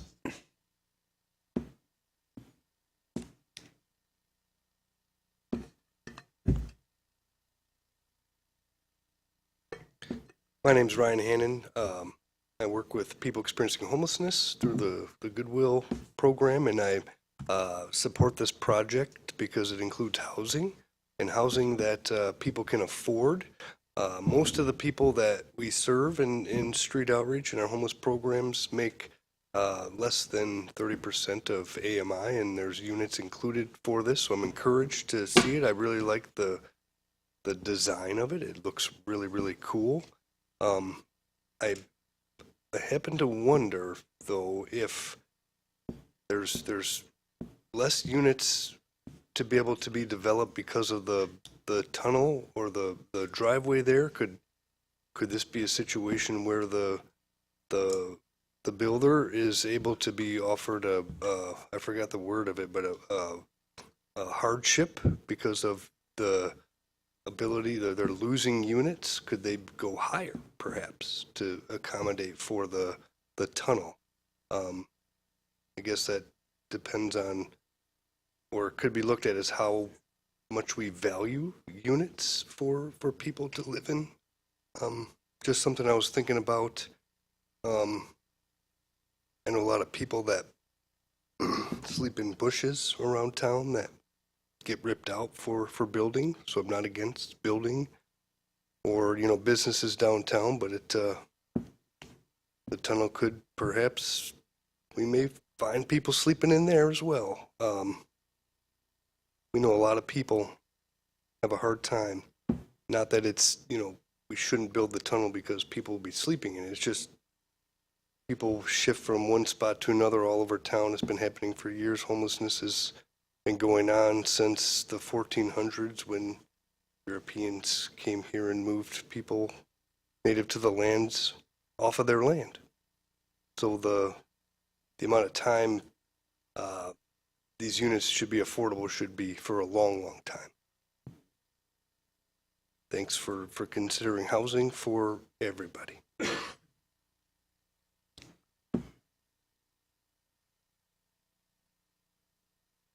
Jim Crothers, 218 West 11th Street, city resident. Since I'm here and since I was mayor when we started this project, I'll just weigh in. I do support this project. I think it's a good project. It's something we've worked hard on. As Ryan said, affordable housing is a need in this community. As Commissioner Stanley also pointed that out, that it's definitely important for our downtown workers. I'm a supporter for that, and Homestretch is one of the only or few agencies that's doing something about long-term affordable housing, so we need to support the agencies that are willing to do the hard work to make this happen in Traverse City. So I thank their efforts, and I appreciate your efforts to support this going forward. Thank you.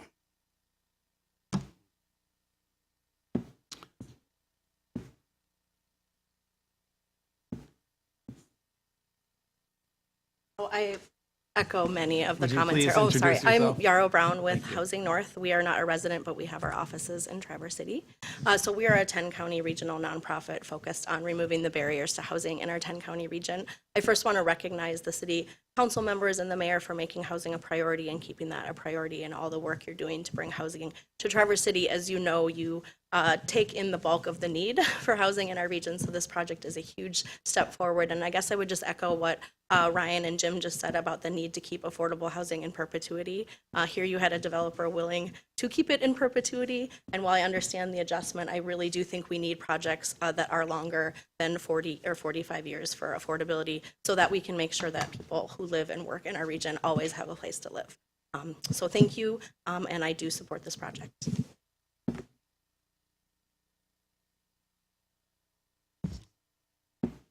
Anyone else? Okay, thank you. Bring it back to the commission. Yes, sir. A question to the city manager. I believe I saw in the RFP that did go out for Lot O, there was an illustration of the various utilities and the catch basins for all of the impervious surface, including the neighbors. The catch basins are on Lot O. Was there any discussion in the negotiations that you're aware of as far as will Homestretch be required to take care of the stormwater from their neighbors? From their neighbors, no, they have to capture their water, maintain their water, but not from their neighbors' properties. Okay, but there are no catch basins on their neighbors' properties, so it's not new construction, so it doesn't trigger anything in our zoning. So when the neighbor is doing a favor by taking care of the adjacent stormwater, and now that goes away, what happens to that stormwater? Do we, as a city, have any requirements for that? They are required to, in terms of the property owners, there is an ordinance in place that requires that they maintain their water, basically. And it can move, and that certainly will be looked at when it's engineered. Great. Okay. With that, any other questions from the commission? Yes. Well, going off that, so if we enter into a situation where right now a Lot O is slightly lower than the adjacent property owners to the north, if say our parking lot is a quarter-inch higher, or the tunnel underneath the building is a quarter-inch higher, and therefore the water from the property to the north can no longer drain, they would be required to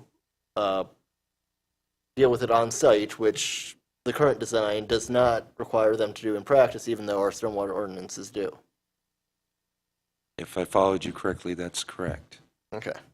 Yeah, so like we can say in our ordinance for stormwater that all stormwater has to be dealt with on site, but we have plenty of cases, and this is a good example of one, where it's just been practiced that because of impervious surface and because of landscaping, some of that water does run into adjacent areas, but they're not required to, or they would be required to deal with that if that was no longer the case.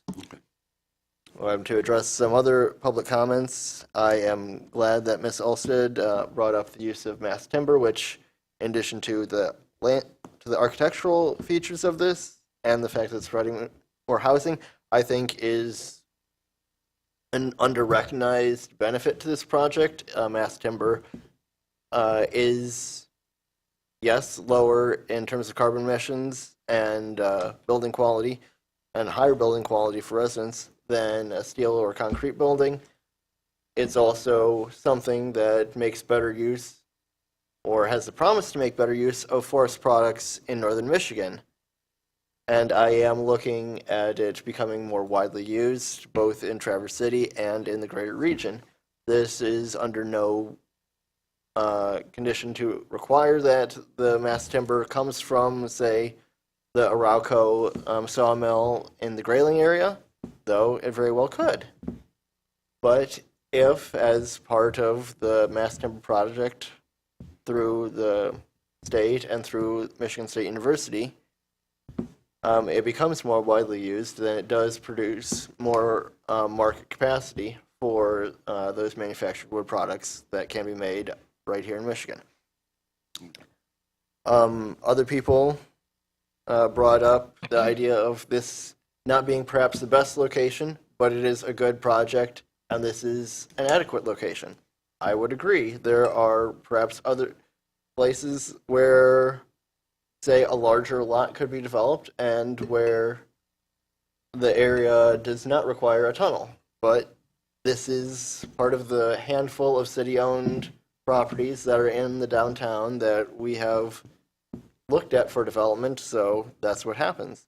But in the broader issue of highest and best use, or the best location of a given amenity, I would say that in 122 and 124 Cass Street, they would be much better served if most of the building footprint was residential or retail rather than most of the building footprint being parking. I mean, most of the property footprint being parking. But that's not something that we are in a position to change without invoking the Fifth Amendment. Okay. Anything else? All right. I'm going to call for the question. All those in favor I say... would like to, just for complete clarity, I'd like to just read the motion. I think everyone is clear, but I just want to be 100% certain that the mayor and city clerk be authorized to execute a purchase agreement with Homestretch Nonprofit Housing Corporation as described in the memorandum contained in the packet for the January 17, 2023 City Commission meeting. Such agreement subject to approval as to its substance by the city manager informed by the city attorney, with the exception that item number 3 is summarized in the communication from the city manager, be amended in the agreement to provide that the restriction shall remain in effect for 30 years, the life of the mortgage held by Homestretch, or however long Homestretch owns the property, whichever is the longest. Okay, great. Thank you for indulging me on that. Thank you for reiterating. Okay. All those in favor of the motion say aye. Aye. All those opposed say nay. No. Roll call, please. Commissioner Werner? No. Mayor Pro Tem Shamrow? Yes. Commissioner Wilson? Yes. Commissioner Stanley? Yes. Commissioner Treadwell? Yes. Commissioner Colbert? Yes. And Mayor Lewis? Yes. We have a yes vote here, but just want to make folks clear, this morning when I woke up, I would have voted no on that, but I realize that we are discounting the property by well over 50% of the market value. I don't have an issue with it. If that had not been the case, I would have voted no on this one tonight, so, because I thought Homestretch is getting hosed. Okay, take it from there. Funding, we're on item number 3 under old business, which is funding agreements for the West End property purchase. This is consideration of a funding agreement between the Downtown Development Authority and the city as it relates to the purchase of property which will be used in the future as a parking structure. As we discussed, this was approved, the swap with the Sox Corporation in developers was approved at our last meeting on January the 3rd. As indicated at that time, we did indicated that we were going to need to enter into an agreement with the DDA in order to use TIF 97 funds in order to help with the cash flow before that. In your packet tonight is that agreement between the city and the DDA that allows us to use up to $5,555,900 from the TIF 97 fund, and then we will pay back the $4,947,900 once the funds once we sell 145 and 103 Pine Street or exchange with that with the Sox Brothers, and the remaining amount of $608,900 will be paid back over the life of 3 years at a 1% interest rate.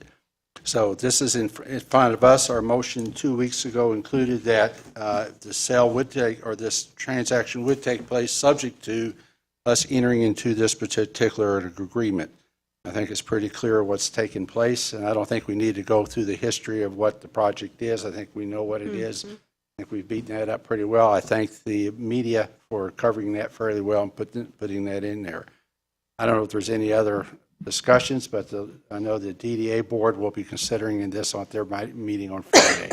So it's in front of us. And anything else we got to add to this? Thank you for, and I know this has also been put together by our attorney and the DDA's attorney, Scott Howard. So thank you for the low interest rates. I got a house that I need to buy something. Never mind. Okay. I'll entertain a motion.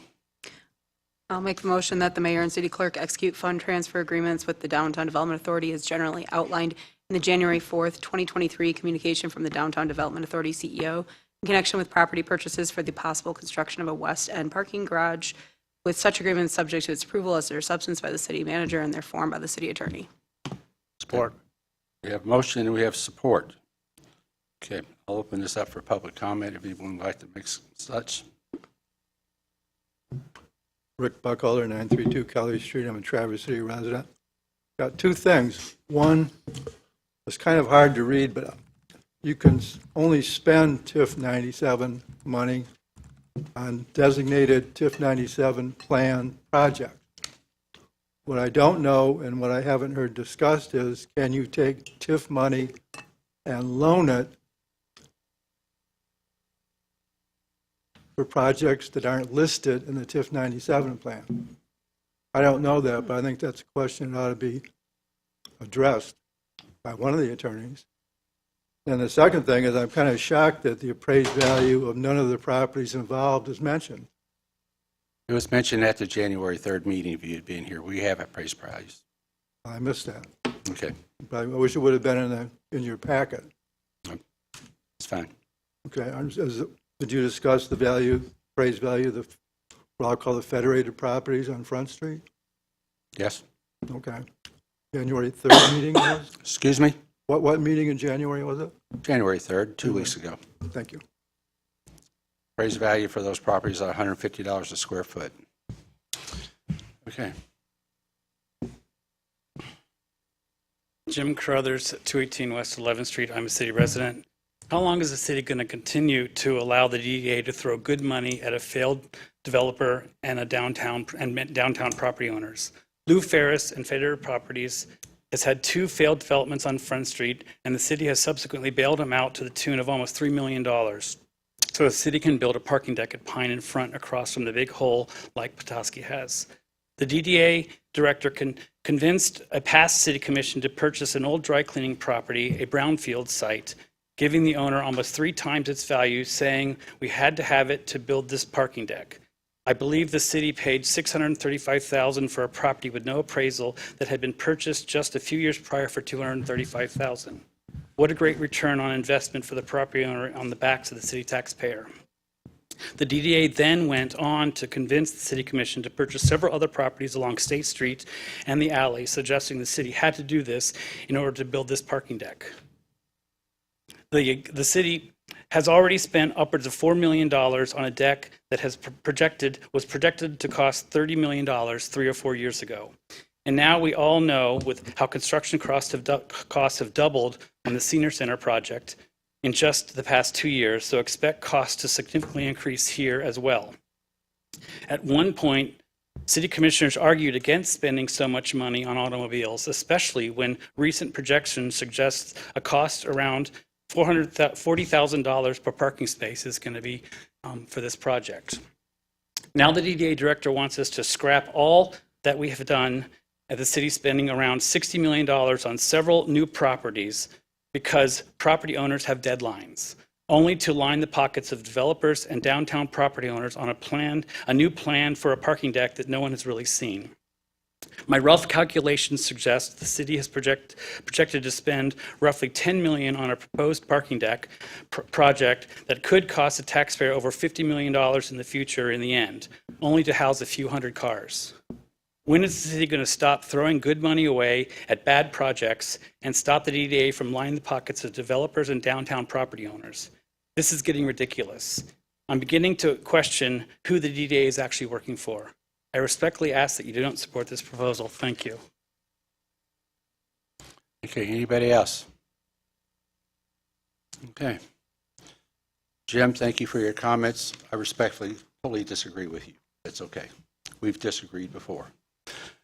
With that, we have a motion. We have support. All those in favor say aye. Aye. All opposed say nay. No. Roll call, please. Mayor Pro Tem Shamro? Yes. Commissioner Wilson? Yes. Commissioner Stanley? Yes. Commissioner Werner? No. Commissioner Treadwell? Yes. Commissioner Colbert? Yes. And Mayor Lewis? Yes. Okay. Under new business, we have an overview by the Human Rights Commission's past chair, Jessica Forster, for the activities of 2022 and what we can expect for the future in 2023. Thank you for joining us tonight. Thank you for having me, Mr. Mayor and City Commissioners. We're happy to be here just to give you a brief overview of the Human Rights Commission's activities in 2022 and what we're excited about in 2023. In 2022, the Human Rights Commission invested in a strategic plan for our commission. We spent an afternoon in a meeting diving into what we're going to be focusing on for this year. That was very fruitful for us, as it was an opportunity for us to really drill into our mission and to our purpose, and to make sure that we are representing the city in the best way possible. And also in 2022, we collaborated with a number of local organizations that uphold our purpose and mission in the Human Rights Commission. This is an opportunity to amplify the work of local organizations. It was an opportunity to really build relationships with local organizations. And we all, as a Human Rights Commission, learned a lot about the incredible work that organizations do within our community. So looking forward in 2023, we have some of our yearly things that everyone gets excited about for the Human Rights Commission. The first is the Sarah Hardy Humanitarian Award that we will be accepting nominations for shortly in the next month or so. It's a great way to amplify the work that individuals do within our community, and then we will have a reception later in spring of 2023 with the celebration that the mayor comes and we have refreshments and present the plaque and then come up to the City Commission meeting.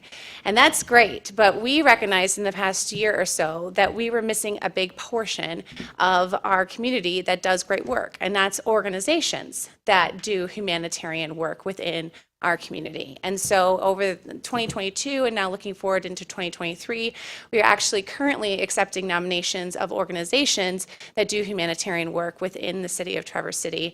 And we're looking forward to receiving those nominations, and then we will be deliberating over them in our next meetings. And then we will have a similar type of reception and presenting of a plaque to an organization.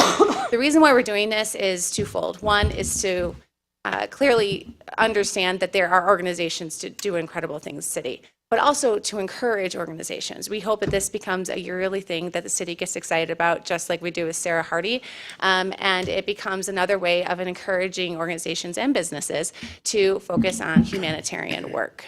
So that's what's coming up in 2023 with Sarah Hardy and the organization Humanitarian Awards.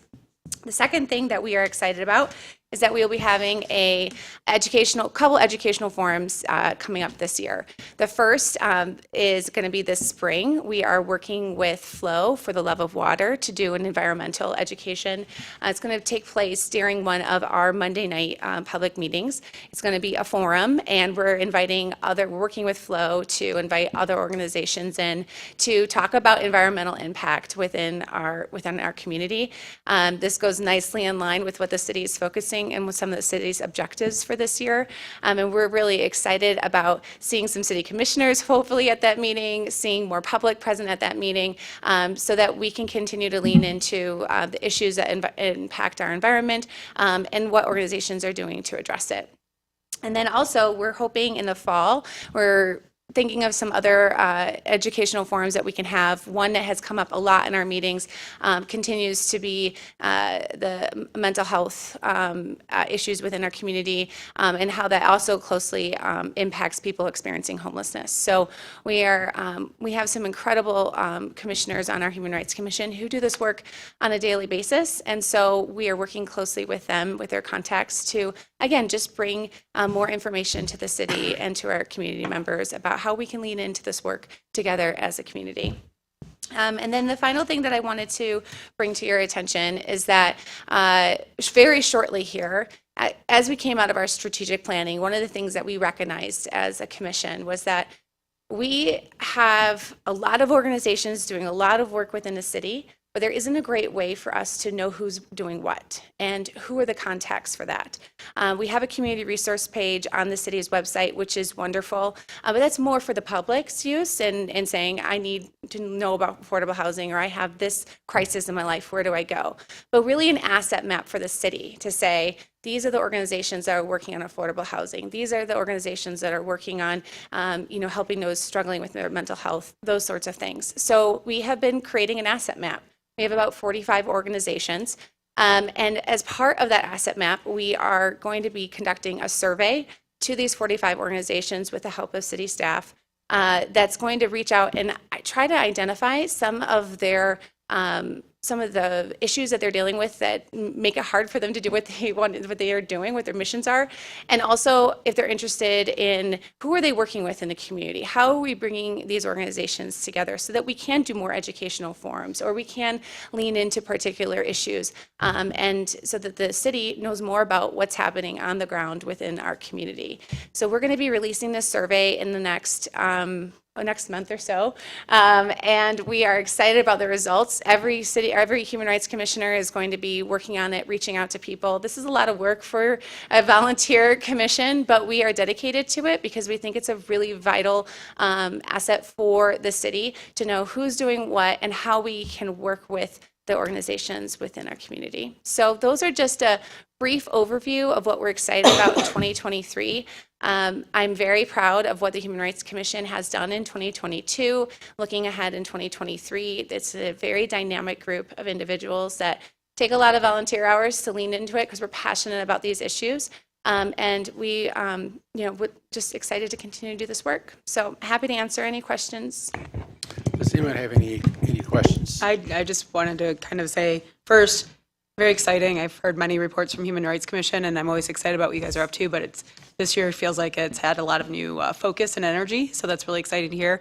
Yeah, I guess the only question/comment I would have is, if you're going to host forums like that, which sounds really great, maybe not on Monday nights when we have to meet, and or maybe we could coordinate for study sessions better, because they sound really great and like they'd be really enriching for us.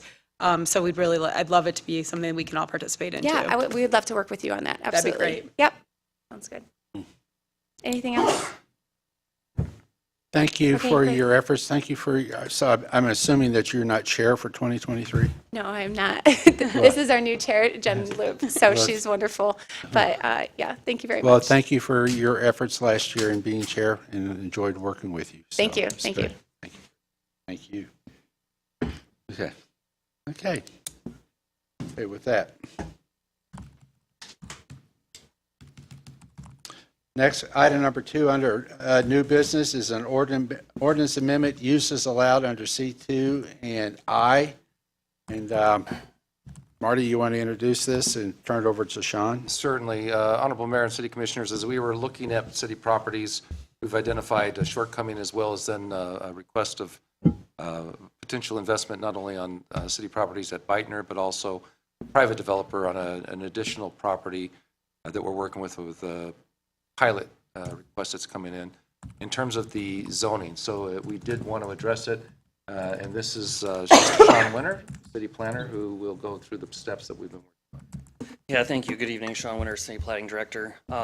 As the city has been looking at the Woodmere Beitner properties for housing as a possible use, staff was asked to conduct their due diligence in reviewing the zoning ordinance for the industrial district, which is the classification of that property. It was identified that C2 uses, which include single, two-family, and multiple family, are in fact allowed. However, they must meet the special requirements of the C2 district. The C2 district has a requirement that building footprint cannot exceed 6,000 square feet. This makes sense in the C2 neighborhood center commercial in that it's typically adjacent to single-family neighborhoods, so they didn't want large hulking buildings being over-imposing on those family homes. However, it doesn't seem to fit with the industrial district because there is no size limit to the other buildings, so you could theoretically have a 100,000 square foot factory, but apartment would be limited to 6,000 square feet. That didn't make a lot of sense to us, so we felt that that was a barrier to housing and possibly should be addressed by removing that caveat or that requirement in the industrial district. And as Manager Colburn mentioned, this wouldn't just apply to these properties, but the whole entire industrial district, and we are working with another partner, as you know, looking to do another affordable housing project similar to one that they've done before, and their pro forma that they've been successful with pencils out with a 14,000 square foot building footprint. So if we want to move forward with more affordable housing with that partner, this would likely be a barrier for them in that regard. The other thing that we noticed was an inconsistency in that in the C2 district, the uses are allowed to operate outside the hours of 2 a.m. to 6 a.m. But for some reason, the industrial district says those C2 uses can't operate from 10 p.m. to 6 a.m. So although you could have a factory run 24 hours a day, we're saying that you couldn't have a less intense use operate past 10 p.m. So we're suggesting that that be removed as well. So the last thing I just want to emphasize again is that this is not introducing a new use, it's just eliminating a dimensional standard and a time limit to an existing use that's already. And this is for introduction and be brought back to us at our February 20th. Okay, is there a motion? I'm willing to make a motion. I move that amendments to the Traverse City Code of Ordinances, Chapter 1354.01, uses allowed as recommended by the City Planning Commission, be introduced and scheduled for possible enactment on February 21st, 2023. Okay. Support? We have a motion and support. All those in favor say aye. Aye. I have comments. Oops, Oh, sorry. I'm sorry. As a member of the Planning Commission, I spoke about this for both for hearings on that board. I understand that this is not allowing a use that does not currently exist. However, I would say that residential uses is fundamentally incompatible with an industrial district if that is truly designed to be primarily for industry. This has been a long-standing and widely recognized precept of zoning that has existed in zoning codes for over 100 years, that industrial uses like factories, heavy manufacturing, etc., create noise, frequent trips, activity going 24 hours a day that is less conducive to residential properties in the immediate vicinity. Since we have learned more about the health effects of various things, we've seen that this is failure to properly segregate industrial and residential uses is a contributor to environmental racism and other geographical-based reasons that people of lower income classes or otherwise that are socially disadvantaged suffer higher rates of cancer, shorter life expectancies, hearing loss, and other factors, because industrial zones not just have noise and increased traffic, but they also have potential pollution, both of groundwater, of air, and it can cause issues for soil if your kids are playing outside. At present, we only have one residential, one residence that is permitted and at least recognized by our zoning department in our industrial zones, and that is a single-family house along Woodmere Avenue that predates the creation of our current zoning district. I have not been able to get in touch with the owners of that or residents of that property to see their thoughts on this. I can understand the need for additional housing. I can see how we would want to remove barriers to the creation of housing that don't make sense. But in this case, I would say that even though it's not as simple, the fix should be recognizing what parts of formerly industrial land or land that is currently zoned as industrial might be better suited to having a different zoning classification like C2 or C3 that would offer more flexibility for residential uses. We have already rezoned and redeveloped other parts of land that was formerly industrial. F&M Park, the Haggerty Center, Midtown condominiums, and River's Edge, right across the river from us, were all former industrial properties, yet they do not currently exist. Warehouse District is another example. But those were areas that the zoning classification changed, and it permitted change, and that reflected that it was not going to be an industrial zone going forward, and that is why it's something else right now. That isn't saying that somebody can't still be doing shipping and receiving in the warehouse district, but it is not happening at the same intensity as when there was a train stop running right through that part of town. If we want to see more, and this is something that I'm hoping will come through in the master plan, more, say, multifamily housing or increased neighborhood-centric commercial uses in certain parts of town, including along our formerly or current industrial corridors, I'd hope that we would look towards a more broad focus on how we can encourage that and what parts of town are best suited to that industrial zone while preserving a geographic disparity between those two uses.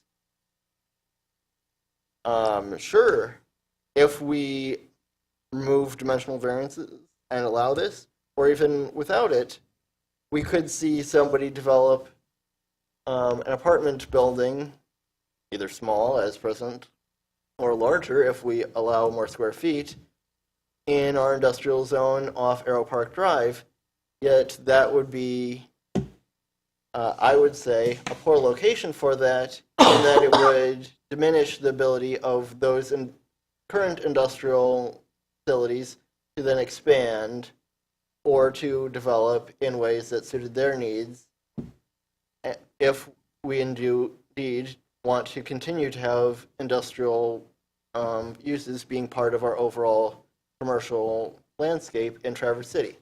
If we don't want to see them in our landscape, then sure, we can turn all of our city industrial land into residential or other classifications that better suit our needs and decide that we're pushing any new factories or a factory that wants to redevelop has to go out into the townships. But I would argue that they are part of our community. They have been part of our community since we're a lumber mill town and had a sawmill right on the bay. But we need to, going forward, recognize that industrial and residential uses are non-compatible in close geographic proximity. So, Mitch, I would say that you were looking at the big picture, and I think you've made many good points. But in terms of moving things forward quickly, I think that this correction is a good one, and perhaps in the redrawing of zoning map or during the master plan rewrite, those sorts of big issues come up, and perhaps we do reframe this. But in the meantime, I think it's important for us to be able to move forward on these issues with this correction, and continue. You certainly can continue to pursue your arguments, because I think you make some good points. But I would like to move ahead on this correction for now. Okay, so we need a motion. We have one. We do. Oh, we do? Do we get support? We did. Yep. Boy, I missed that one. Time We were flies about when to you're have having, vote. time flies when I'm having a good time. So go ahead, Tim. Yeah, I completely agree with what Linda just said. Made some very good points, certainly make me think, but I also support moving this forward at this time. Thank you. Okay. Is there any questions from the audience on this one? Or any comments? Okay. If not, all those in favor of the motion say aye. Aye. All those opposed say nay. Nay. Okay, roll call, please. Commissioner Colbert, Yes. Commissioner Wilson, Yes. Commissioner Stanley, Yes. Commissioner Treadwell, No. Mayor Pro Tem Shamro, Yes. Commissioner Werner, Yes. and Mayor Lewis. Yes. All right. Next, we have a consideration of a request from Commissioner Warner for, to adopt a building electrification policy. Tim, I'm going to turn this over to you to start with. Thank you, Mr. Mayor. And the mayor and I have had an opportunity to discuss this. And as I think everybody's seen, there have been emails that have come in, and the one email that I want to reference is the one from Brandy Ekren, the Traverse City Light and Power Executive Director, and I would like to make the modification that she recommends, and that's under number 2 of requirements. The final bullet is to strike the final words "or microgrid," just go with "by batteries" at this time, giving more time to figure out microgrids and other technologies that might be applicable. Can you repeat that? May be supplied by batteries, period? Period. Okay. Maybe supplied by batteries, period. I'm happy to answer any questions that anybody might have. Again, I believe we've had some very good emails that lay out some arguments for why to move forward on this now. And so I don't want to go back over many of the things that have been stated.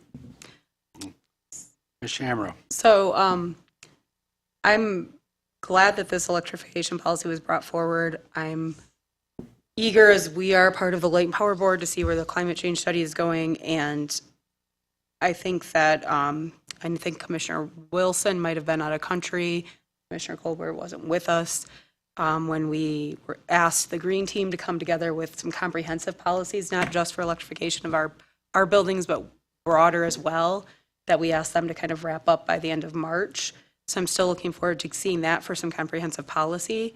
But at this time, there's some things in this one that I just don't think are fully baked. And I know that we created the energy goal without having everything, but back when we did that, I was part of that commission as well.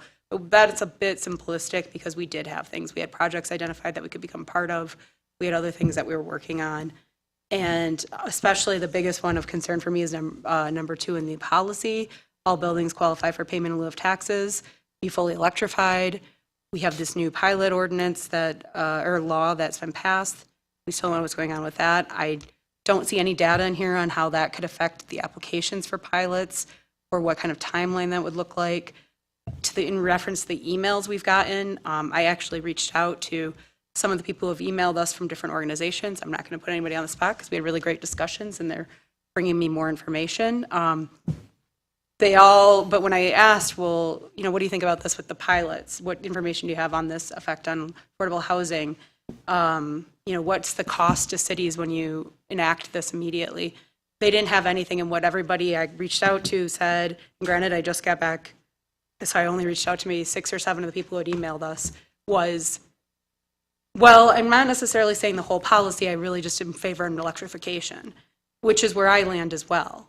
But I think that this policy isn't where it needs to be for me to support it right now.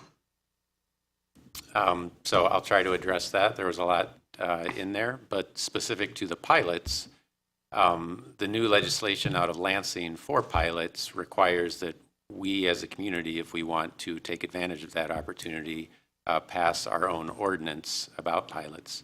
And that's going to take some time. Even in a best case situation, I don't see us having something before September. And in the meantime, any pilots that we are awarding, say to our friends at WODA and Craig Patterson, yes, they would be the ones. And so at this time, because to my knowledge, all of our pilots are awarded to multifamily housing, this is directed at multifamily housing, certainly with the new state legislation.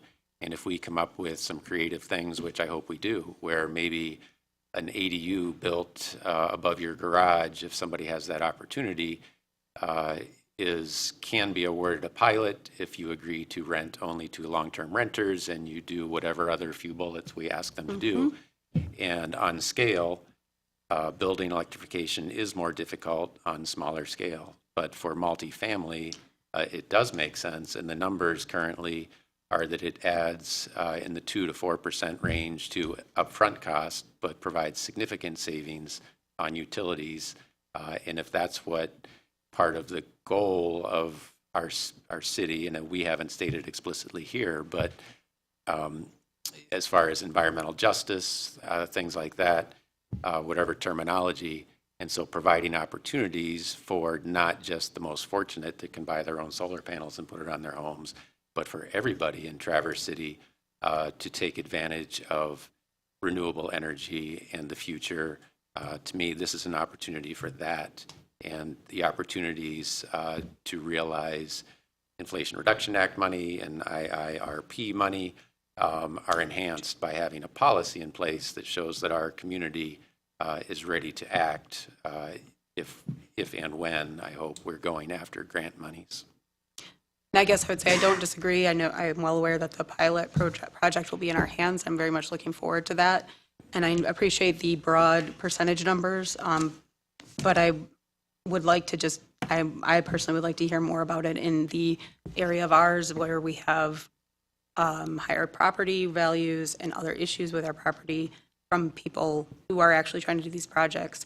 I'd also just personally, I know, Mr. Warner, you're pursuing these goals of your on your timeline, but I am very much interested in waiting to hear what the Green Team comes back with in the next 2 months. So while I don't disagree that this is something we need to act on, I don't also necessarily agree that it has to be right now because it was brought before us in this one way and that there's no other options for information or pursuit. There are other options, but I guess I would ask if you're willing to explicitly say what you disagree with that's in here. And the Green Team has spoken, not as the Green Team, but you've heard from Randy Ekren, you've heard from Tim Pulliam, you've heard from Groundworks, Liv. I'm sorry, her last name is escaping me right now, that's on the Green Team. I'm on the Green Team. Other than that, it's pretty much staff, representatives of NMC, representative of Munson.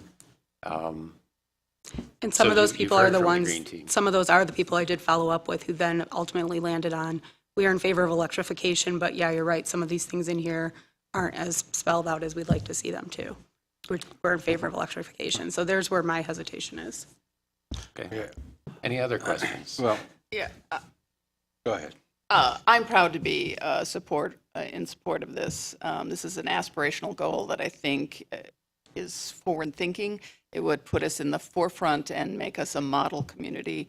I appreciated the very thoughtful letters that came in from people who work in this field. I do think it's a stretch, in the same way that your 2016 energy goal was a stretch. But it's the kind of stretch that I want to make and that I think our young people want us to make. And I'm fully on board for a yes on this. Okay. Thanks. With that, then I'll make a motion that the attached. Can I finish my comment? Yeah, please. Thank you very much. I appreciate that. You can make the motion, that if you're going to go to motion with what's here, I will not be able to support it tonight. I agree with you, electrification. I want the push. I want the goal. But we, through Ms. Elkert's letter here, you know, she knows that Light and Power's out there, but your board, the Light and Power Board, has not truly discussed this and all the ramifications to that. You know, they are going through a climate program that I would like to see to come back to us. You've had, the Light and Power Board has had presentations made to them that we haven't seen. I mean, we could have been there, but we haven't seen them. I'd be glad to have that conversation. A couple of issues that you have in there. One, all vacant city property sold. Now, we sell a piece of property, and all of a sudden, we've made an argument that we just put a condition on top of one tonight. Now we're putting another condition on. We know that the cost of doing some of this is significant. $250,000 that people have, taxpayers will have to pay for if we go with this. And when you say all, you're meaning there's no exceptions. I mean, that's the way I understand you mean it. This is it. You don't get to come back. So we adopt this. We go forward with the senior center. We have to put this in there. There's not an option to it. That's about $250,000 more that had not been planned. Now, that's fine if that's what you want to do. I'm not ready to take that on. And if we do this with the pilots and we do that, are we cutting our nose off to spite our face? In other words, are we making a cost that was going to be put in there? All of a sudden, these issues cannot be affordable. I don't know. I don't know enough about all that to get into that. I like this idea for a push for a long term, but when we last talked about this, Light and Power was going through their climate action plan and discussions to hope to have back to us in late spring, early summer, that we can all get behind it instead of just like this. And this is where you want to proceed, fine, but I can't support it the way it is because it's just, there's not enough to it. It's great in principle and in theory, but implementation, I have major concerns over that I don't have enough to go with right now. That's where I'm at. Yeah, it can always be fleshed out. Specifically, Well, I'll address one. Not the way you've written it. It can't be fleshed out. It can be fleshed out. It's all. It is all. It's all. It's about as bad as a shell. Okay, I'll address one of your comments, and that was as far as sale of city properties. And yes, and I had a very good discussion with Brandy Ekren of Light and Power about that. And where the discussion got to is sale price, though, because this would be a requirement, can reflect that.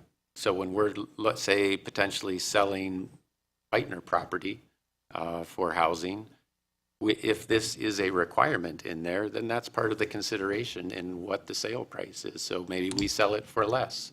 She pointed out that at some point, we're selling it for more because the property is more valuable if it's fully electrified. So. Yes. I am similarly in support of the general premise of electrification, but I do have reservations with the specific language, namely requirement and all, as things that seem, by my reading, to tie our hands, and not just our hands, but the hands of, say, a developer that might come before us with a pilot proposal. Yes, we want to create the best environment going forward. We want to have a cleaner, greener world for the future. But to a certain extent, that could impose a regulatory cost to a new developer, and that hasn't been very well fleshed out what that cost is. Okay, it might be 2 to 4%, which that is a small cost, but it's still a cost. And I'd like it to be more clearly, better clarified. What better clarified? what those costs actually are. Depends how and- they build it. So unless we're going to tell a developer exactly how to build a building, and we're not developers, we won't know the cost. We need to let the free market have some ability. So developers aren't going to try to purchase a property from the city if this requirement is in there, if they are not willing to pull in the expertise and figure out how to make it work. Like, we're not putting a developer at risk that, I agree. oh my gosh, I can't do this. Like, okay, fine, sell it back to us. Like, it's, I don't share that concern, but I appreciate you voicing it. And just another concern I have for potential tenants of, say, a pilot building is that currently a low-income tenant can qualify for the home heating tax credit if they pay a separate utility that goes to heat. If they pay for gas, then they qualify. Electricity, as it's conventionally structured, does not meet that requirement, so that if a low-income tenant does have utility bills that they pay for, they cannot be reimbursed through our state tax credit programs for that portion that would be heating their house. I mean, the residential unit. Our lawyer left the room, but is that fact? I don't know. And if it is, I'm Yeah. confident that Light and Power is willing to work with rates specific to this. Well, We don't have that. Okay. Their board hasn't. okay. So I'll make a motion that the attached City of Traverse City building electrification policy be adopted by the City Commission. Did you want to make that modification about? With the modification striking the words or microgrid. Or microgrid, okay. Thank you. Support. Okay. Marty, you had your hand up. Yes, just to give an update, the city staff working with the Green Team and Sarna, who's here this evening that helps us administer that program, is working with the University of Michigan on that timeline that Mayor Pro Tem Shamro had referenced. So we are working in that direction. I think we're working in the same direction, however, just maybe a little different timeline. And Sarna and I will be meeting with the representative on some of their initial work over the next month or so. So we believe at this point we're on a timeline to try to get you briefed out at the timeline that Mayor Shamro had referenced in March. Anyone from the public would like to address this? Jim Carruthers, 218 West 11th Street, and city resident. I'm here in support of Commissioner Warner's building electrification policy and agree with Commissioner Colbert's comment that this is innovative, groundbreaking, and we could be a model for other cities to do the same. This city has long taken climate concerns and protecting our resources at hand. I started with all this back in the mid-'90s when we brought the wind generator to town. We've made, significant goals with our climate action planning. This is a model for what the city Light and Power is doing right now. We're a 100% renewable community. This is just where we need to go. If we really want to be what we say we want to be, this is another step in the cog in the process. So I'm thankful that Commissioner Warner is hard on this and pushing it forward and trying to get it done sooner than later, because we should not be dragging our feet. We have no snow on the ground, and it's mid-January. Climate is an issue. Our farmers are going to be struggling this summer because of this winter that we're having. So we are an effect on our climate, and whatever we can do to help our climate, we should be doing it. So I praise Commissioner Warner for doing this. Thank you.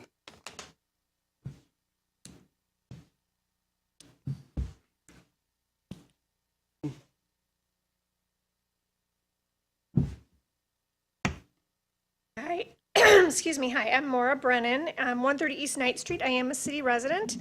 I'm also not here in that official capacity, but I'm also a board member on the Traverse City Light and Power Board. And I'm here to support the policy as well. I'm also, someone who is a co-founder of the Citizens Climate Lobby Group in our area, and I've, studied this issue for a long time. And I believe with, I agree with both Commissioner Warner and Commissioner Colbert that it's bold action, but it's time for bold action.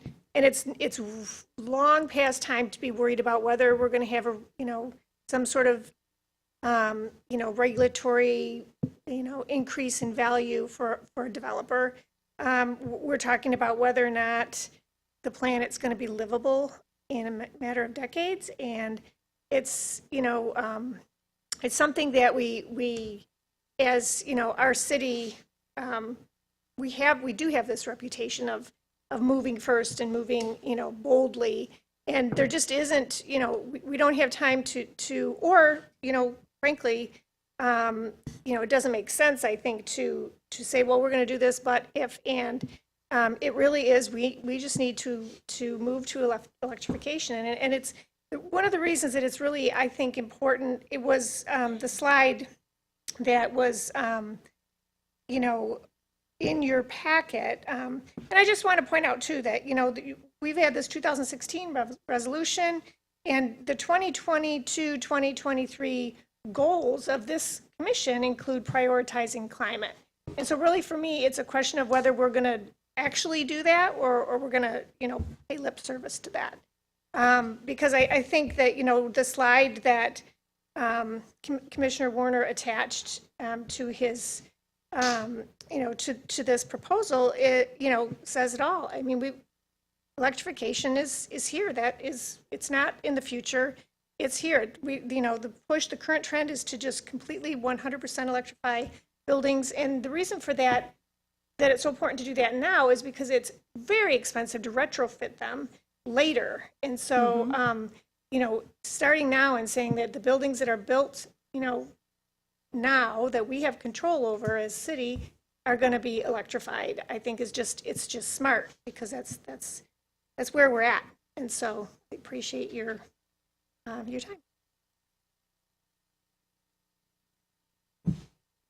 Anybody else?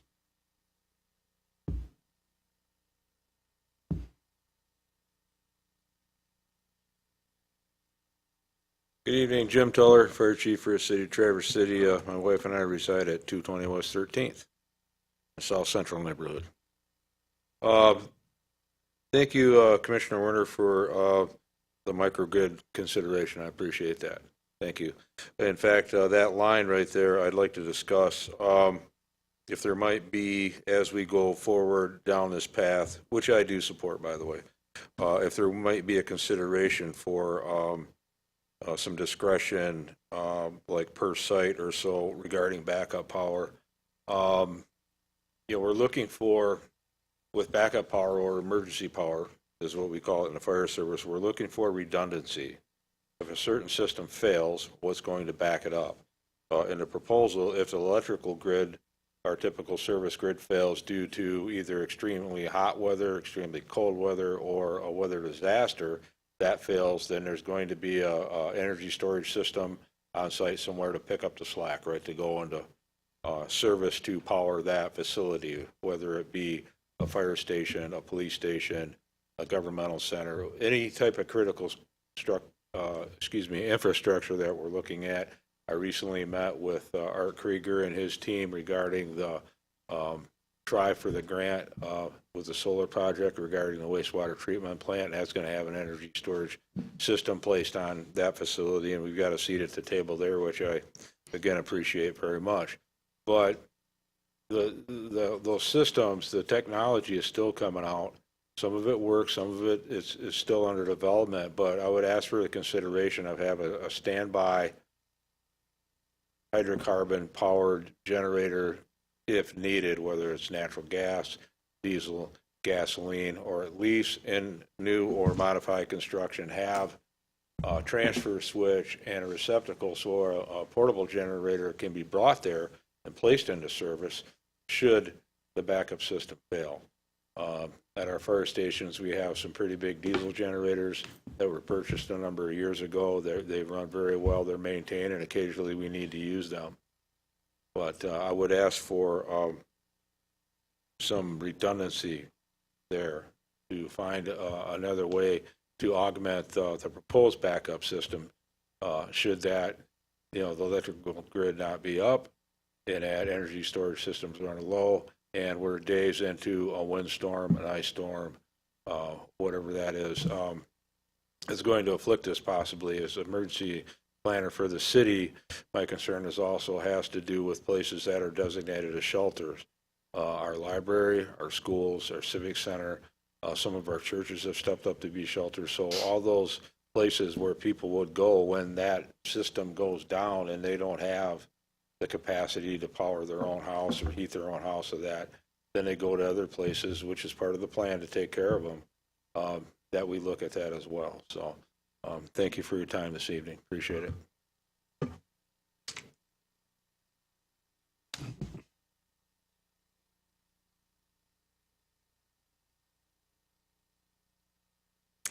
Hi, Sarna Salzman, Green Team member, also 535 Woodland Drive, homeowner, resident, and business manager for Traverse City, in Traverse City.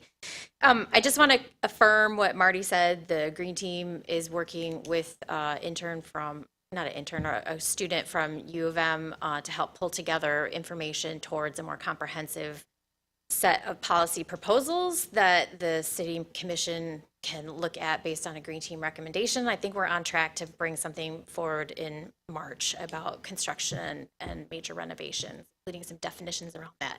As a city resident, I'm really excited to hear how much support there is for being bold and stepping forward, and that there's so much consensus about the opportunity with electrification and facilities management, more broadly speaking. And I do think that, excuse me, that you deserve an interim target that is ambitious, that the staff can work towards.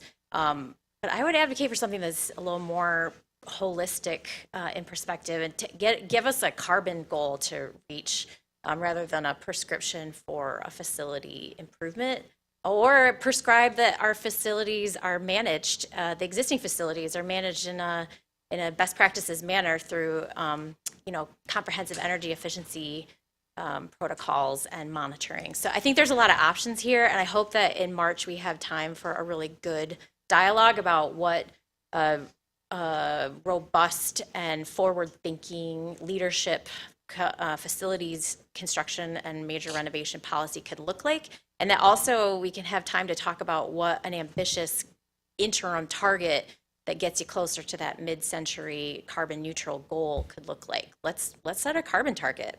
I'm just going to advocate for that as a city resident. Thanks. Okay. All right. No. So I just want everyone to be aware that this is only about city buildings, and this has nothing to do with renovations or homeowners sitting in their houses right now. This is something moving forward. It also takes, as we have seen with Lotto and other things, years and years and years to get projects going. And if developers know now that this is where we are headed, they can work that into their project plans. I hear this Green Team thing, and I'm having a PTSD about being on the Planning Commission, wanting to do a riparian buffer, and us being told over and over again, let's wait for the DDA and see what they do with their river plan. And somehow it's 2023, we still don't have a riparian buffer thing. And so I think we can what if ourselves to death. What if this, what if that? But this just, again, I have to say this is an aspirational thing. It's not that broad. It's bold, but it's not that broad. I'm willing to say, let's do it. And I hear all of you, and I get what you're saying about let's do this in order. I've been around this city government now for a decade, and I don't know, things get lost. So what I was going to both say and ask is, again, we've had aspirational goals, but being there when they were set, like the 100% goal, we had projects in mind slotted already. This wasn't a, let's start out there and see what sticks. My question, I guess, after Chief's comments would be, I'm on the transport committee for ad hocs, and one of the big things we're talking about are the new facilities that are going to be needed by the fire department, and that's going to be acted on. Will they be built in the next year or two? No. But will they be built in the next few years? Yeah. Probably before the technology that the chief's asking about has caught up. By passing this, we are saying it must be built with this only. And so that is real, that we can talk about aspirational and what we're aiming for, and I totally agree. And if there were years in here saying starting in 2 years, pilots have to have this or da-da-da, that's not what we have here. So what we're having here is that this is going to be potentially a new fire department, fire building that's going to be built with some restrictions that maybe we're not quite ready for. And that's not to say that we shouldn't be building with that in mind or with those in there, but this is very black and white. And so that's where I won't be supporting. What restriction are you concerned about? Well, where the technology is for backup power, where we're talking about it with. Yeah, but what I heard is completely compatible with this.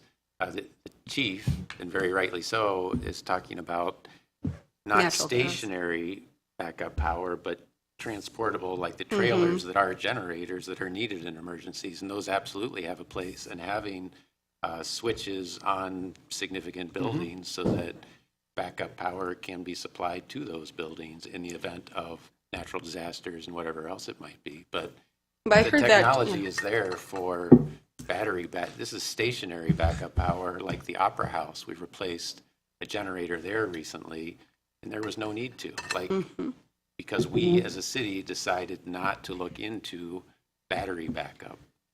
So we replaced it with a generator, and that's what this is targeted at, not at emergency, transportable Outside. power that can be located where it's needed in an emergency.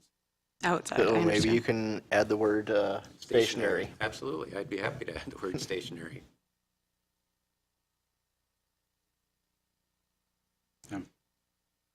Okay. We have a motion in front of us. Can I add the friendly, or whatever it is, they add stationary replacement backup power? As Thank long you. as that's If agreed that's to by agreed Ms. to. Colbert. Yeah, I appreciate Chief Teller's input there. And that's under number 2, all the requirements? That's it's the last final, bullet. the last bullet, Yeah. yes. And you've striked microgrid, but the deed restricted stays. Yeah, the only change is adding under the last bullet, then replacement stationary backup power. I don't know. Should we ask Chief Teller if that's It's a policy, so Okay, when it's right. time to rebuild, if we get to the loggerheads, we can modify it. We Okay. can amend the policy. We can. We don't need to, we could be tangled in riparian buffer. We could be tangled in knots for the next decade trying to get this just perfect for all I don't agree with situations. we'll be tangled in knots in the next I said decade. we could be. I don't believe we will be. If we try to get it all believe- perfect, we would be. I believe if we wait till the folks that we've asked to bring stuff to us, we'll have it within the 6 months at the latest, that we can act. And Did I we will set say, that as a real And date? that's No. what I feel like. And I think we're trying to put carts before a horse. And Tim, I'm going to give credit, you know a hell of a lot more about this than I'll ever know. And I've had no presentations, I just had this. You haven't had discussions, I shared my concerns. You've had the privilege of having discussions with Brandy, I haven't. You've had the privilege of having gone through some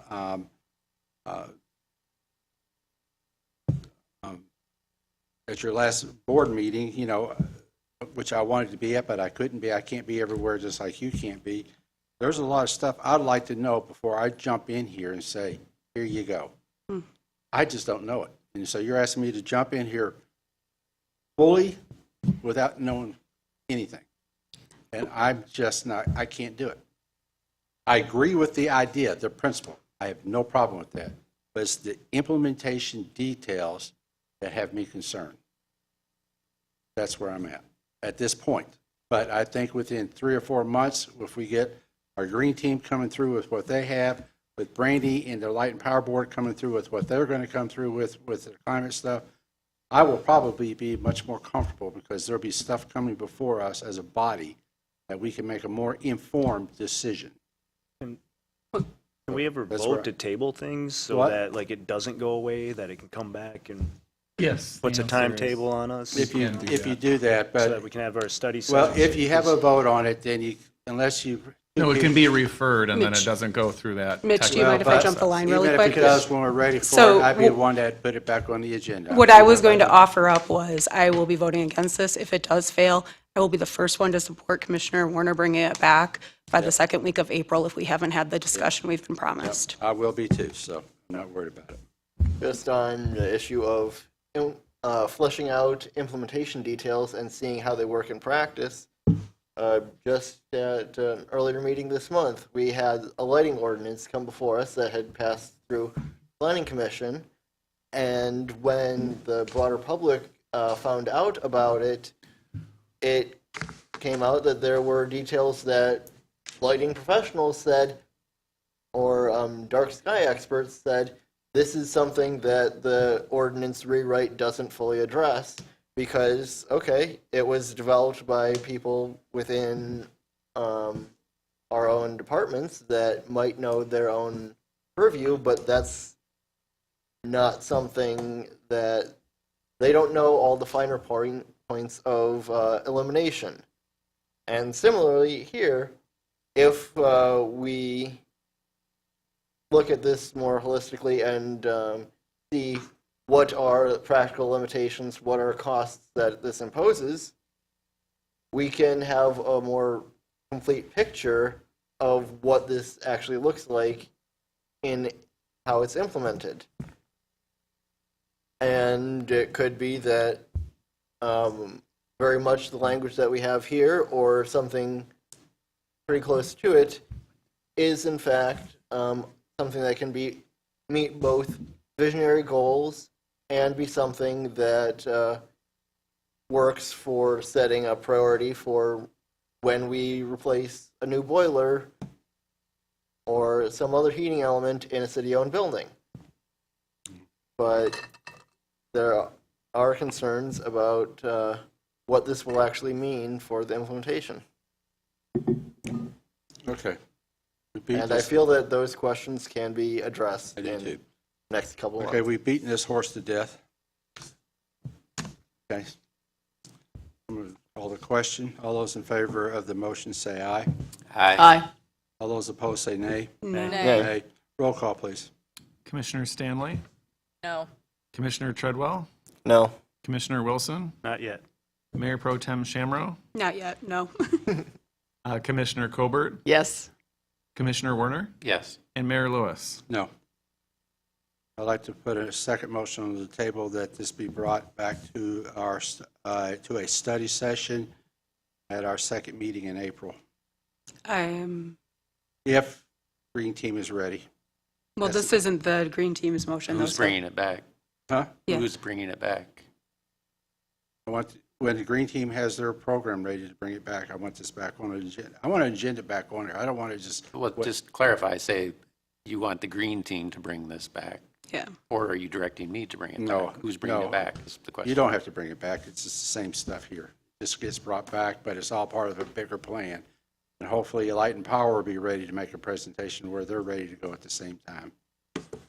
So, Is that we're- fair? And rather which than I a- know Light and Power is a part of the Green Team. So rather than a motion, you're really asking us, we're asking to slate that first study session in April That is for correct. a green discussion. I'm slating that if everybody's got their act together and ready to go.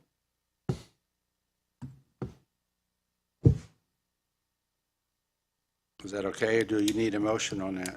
No, we can go ahead and slate this. We should have the chance to vet much of the information we get from U of M. I do want to work with the city department heads, but I think absolutely we can bring this into your first meeting of April. I guess I just don't want to Study session. mix You're talking about- horses. Are we talking about combining the two discussions? Yeah, Okay, yes. out there. And we're talking about the April 10th study session, I think. Okay.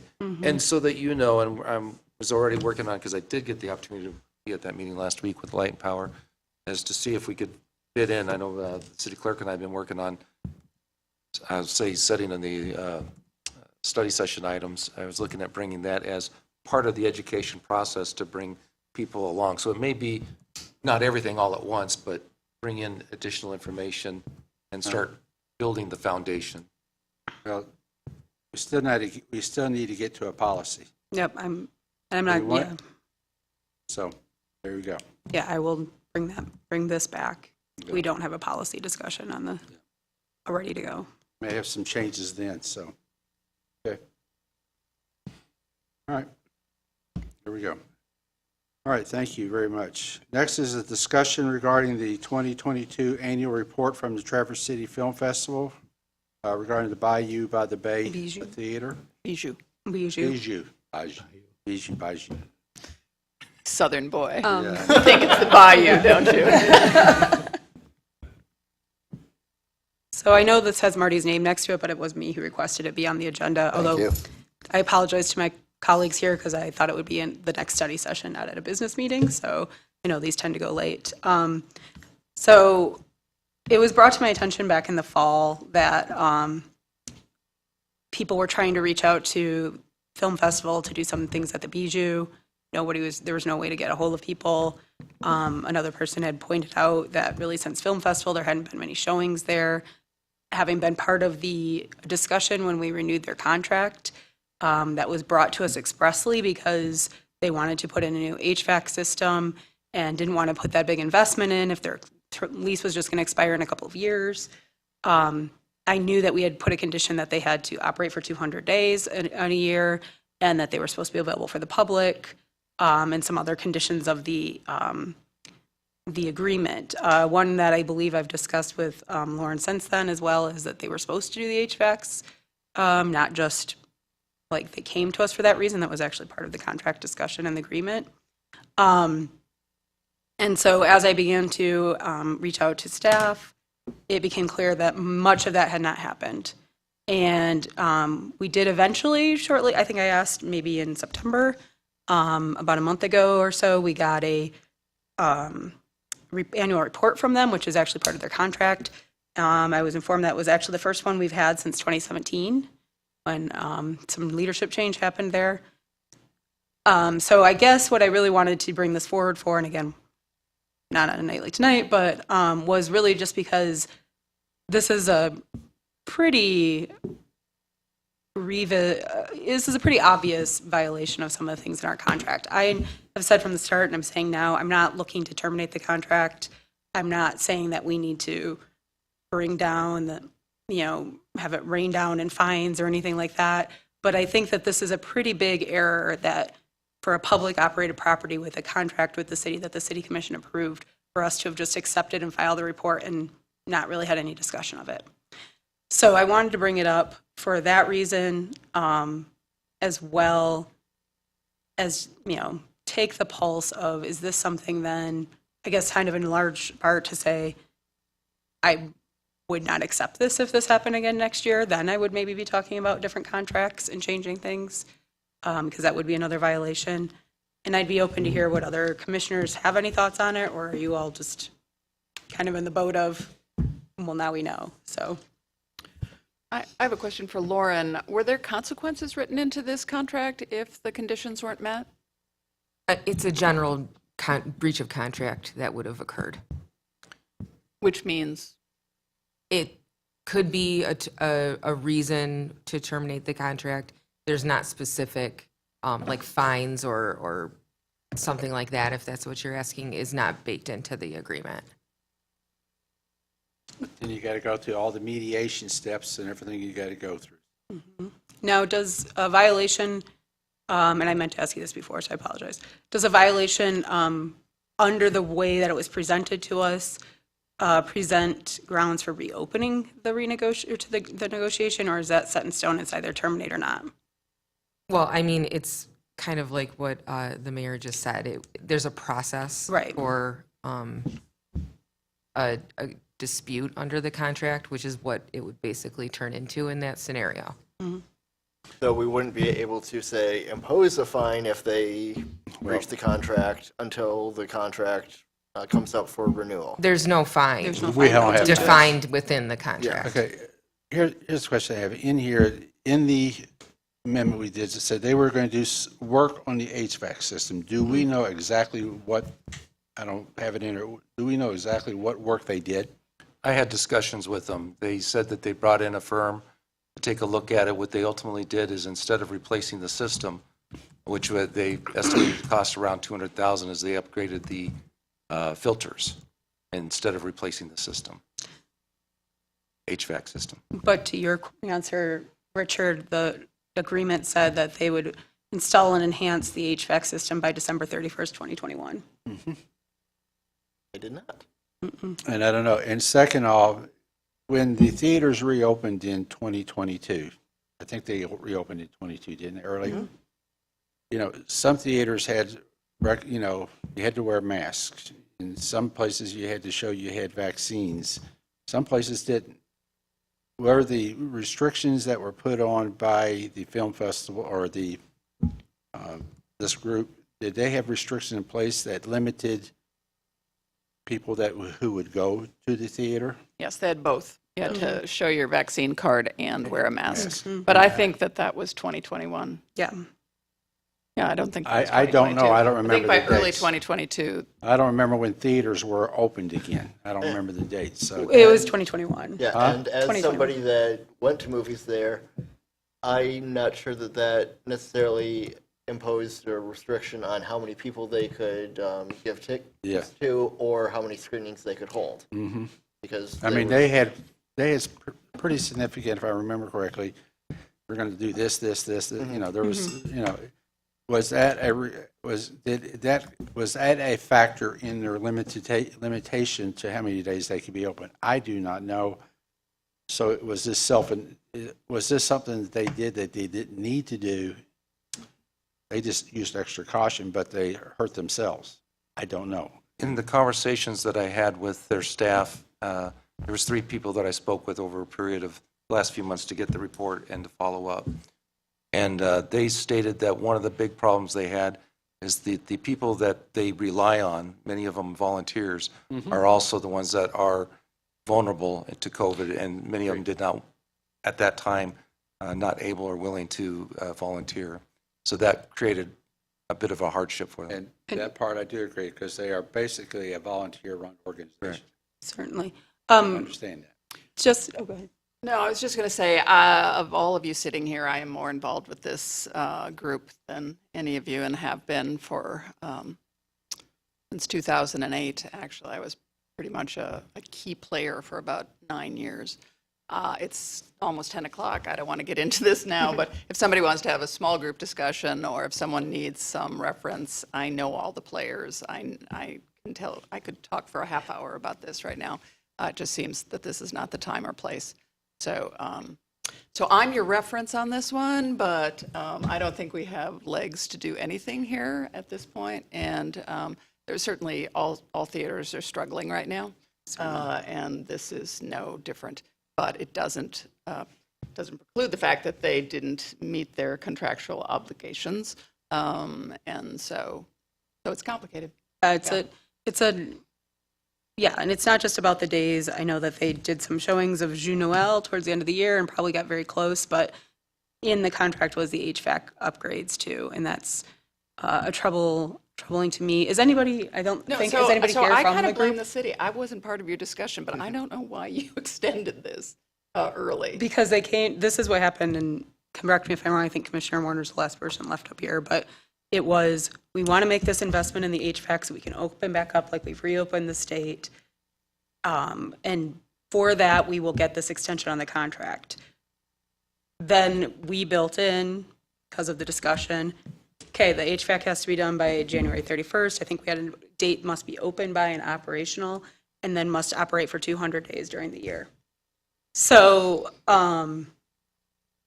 that's where we've had some major violations. And so I guess I would say if people are interested in pursuing this discussion more, I think we could table it for now and bring it back. If people think, let's warn them and shake our finger at them and tell them, don't do it again, that's okay too, and we don't need to bring it back. But I guess I'd take the pulse of where everybody is as far as this, because, I mean, my biggest thing on here was this is a public-owned building that we have, and part of the renewal was in that it would be accessible. And I don't want to drag out this conversation because we still have Madison Jefferson to discuss, and that's very important.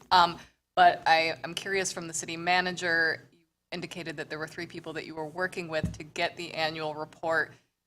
It seems like we weren't given a heads up at any point during the year that they weren't going to meet these targets and hadn't gone ahead with the HVAC. Did you also then have to pull teeth to get them to submit this annual report to you? Are they playing ball nicely with us now? They are now. There was a lack of staffing for a while. They had some turnover. So I can't remember how many months back, but, fairly recently, there's a new manager, I'll say 5 months ago, around there. Angie Fortin is her name, and made contact with her, discussed with her the requirements of the city with the annual report was one of the things. We also talked about, and I asked her to go back and read what the original contract was as well as the updated contract. And then that's when I started getting information about the circumstances. They do, they're very open about not being able to meet the 200 days. They do reference how many days were in there. I think it's like 121. 183 or something at the end of the year. And also, they are looking at making additional improvements. They talked about one of the problems they're also having with that, because it's a specialized area, is getting the contractors. There's two things that they're looking at doing. One is a large type curtain, in a theater. The second one was moving some of the chairs to make a little bit more room, leg room and movement room for some of those, and that's what they have scheduled. Now, they have not completed that yet, but they told me verbally that's what they plan. Then I guess, unless anybody wants to pursue the contract aspect of this more, which again was not my goal in bringing this up, is I then am requesting from staff that we get an update in May as to where they are in general. And I guess they don't have to comply because I think annual contracts is there only one, but in the spirit of the cooperation that they're putting forward from what we're hearing, I'd like an update on that. I'm glad to hear they're working on curtains or whatever, but I'd like to hear what they're doing to make sure that they're ensuring they're staying open.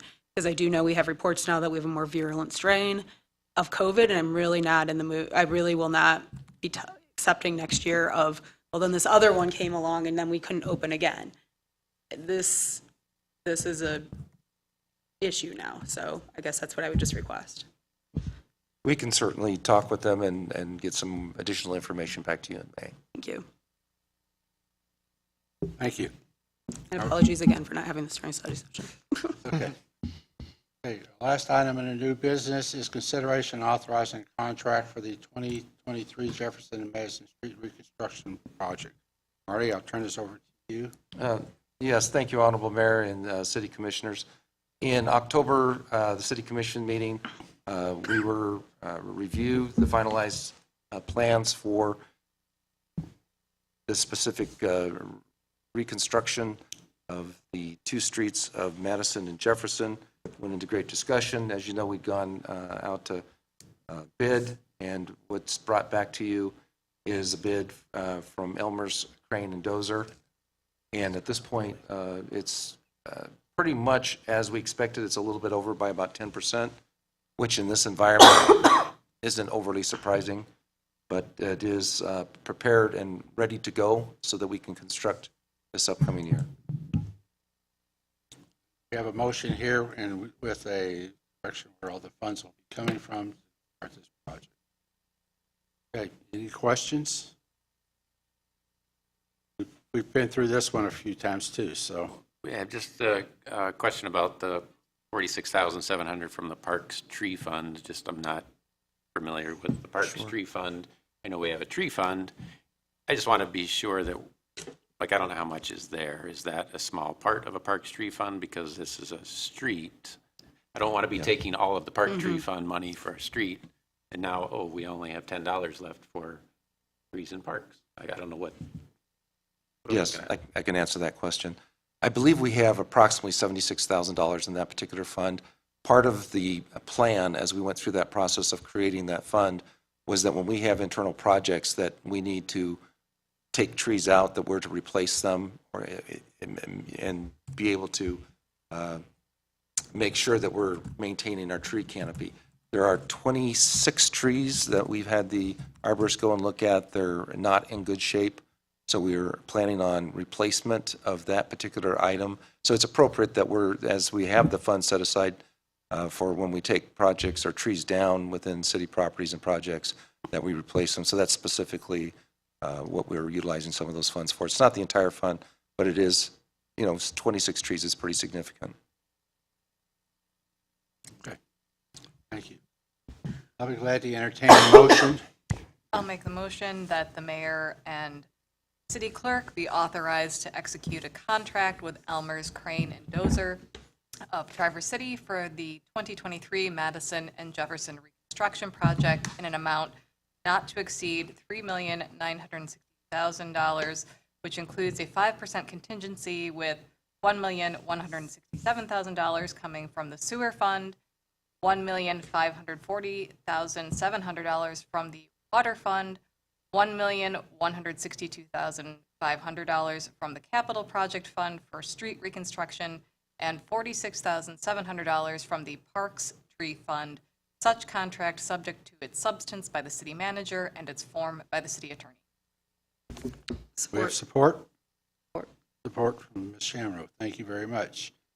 Is there anyone from the public who would like to address this? Have any questions? Thank you for hanging in there with us, sir. We appreciate it. Well, Sam Shore, city resident at 432 North Madison Street. And I'm here as president of the Slaptown Neighborhood Association. And we, as I've mentioned in previous public comment, we've worked pretty close with the city staff on this and addressed a lot of problems. And we really appreciate all the work of the various departments around this. And so I'm hoping that you will support this. The association still stands firm that they really want to see the project move forward. And with that, at this hour, I'm going to stop. I'll certainly answer any questions, but I don't want to belabor this. And I really appreciate what y'all have to do to get through all the business of running the city. Well, we had a busy night tonight, so it's did. pretty good. A lot of this stuff has been building for months and weeks. Sound system must be working in pretty good. Speakers. Okay. Yeah, it's been upgraded again. Yeah. At last. Okay, unless there's any other comment from the commission, all those in favor of the motion say aye. Aye. All those opposed say nay. No. Roll call, please. Yes, Mayor Pro Tem Shamrow, Yes. Commissioner Stanley, Yes. Commissioner Werner, No. Commissioner Wilson, Yes. Commissioner Treadwell, Yes. Commissioner Colbert. Yes. And Mayor Lewis. Yes. Okay, with that, we're down to appointments. We have an appointment here as it relates to putting together an ad hoc committee to develop a request, an RFP for development of a city-owned property on Beitner Street. One other point that I do want to point out that became aware to me last week, that I know this ad hoc committee will have to be working on, I know Marty will have to work on with the Army Corps of Engineers, but in the agreement or the contract we have with the Army Corps of Engineers, Beitner, this property that was intended to be used or hoped to be used as relates for a, what do you call it, staging area for the project. As we move forward with this for the Fish Pass project, we may have to renegotiate that contract with the Army Corps if we move forward with this, or how we want to work it out. So as we move forward with that, keep that in mind as we go, wait and see what the Supreme Court's going to do as it relates to the appeal. So we don't have to be in a total rush for this, but keep it in there. So just keep that in the back of your mind as you move forward. So who would like to serve on that ad hoc committee? Tim. We got Mr. Warner. Anybody else? Who? Linda. Linda? You know what? I am feeling overwhelmed by the Arts Commission, the Planning Commission, and the City Commission, and I have to say no. This is something I'd be interested in, but I just can't do anymore. You'll do it, Mr. Wilson? Anybody else? I'll do it. I'll do it. There we go. Okay, then I'll make the motion that a Beitner property ad hoc committee to develop a request for proposal be established and that Commissioners Warner and Wilson and Mayor, yes, we can't say Commissioner, Lewis be appointed to such committee Okay. with Mayor Lewis to serve as chair, with the committee to expire July 17th, 2023. Support.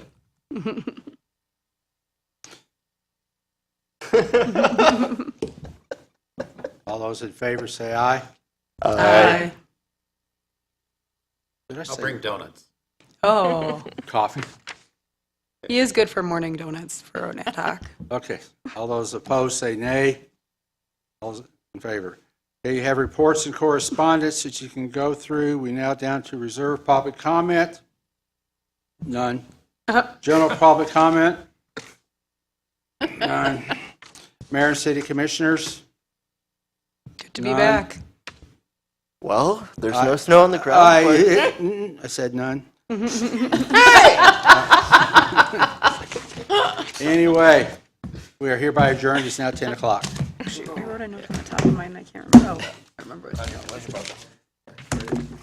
Thank you, everybody.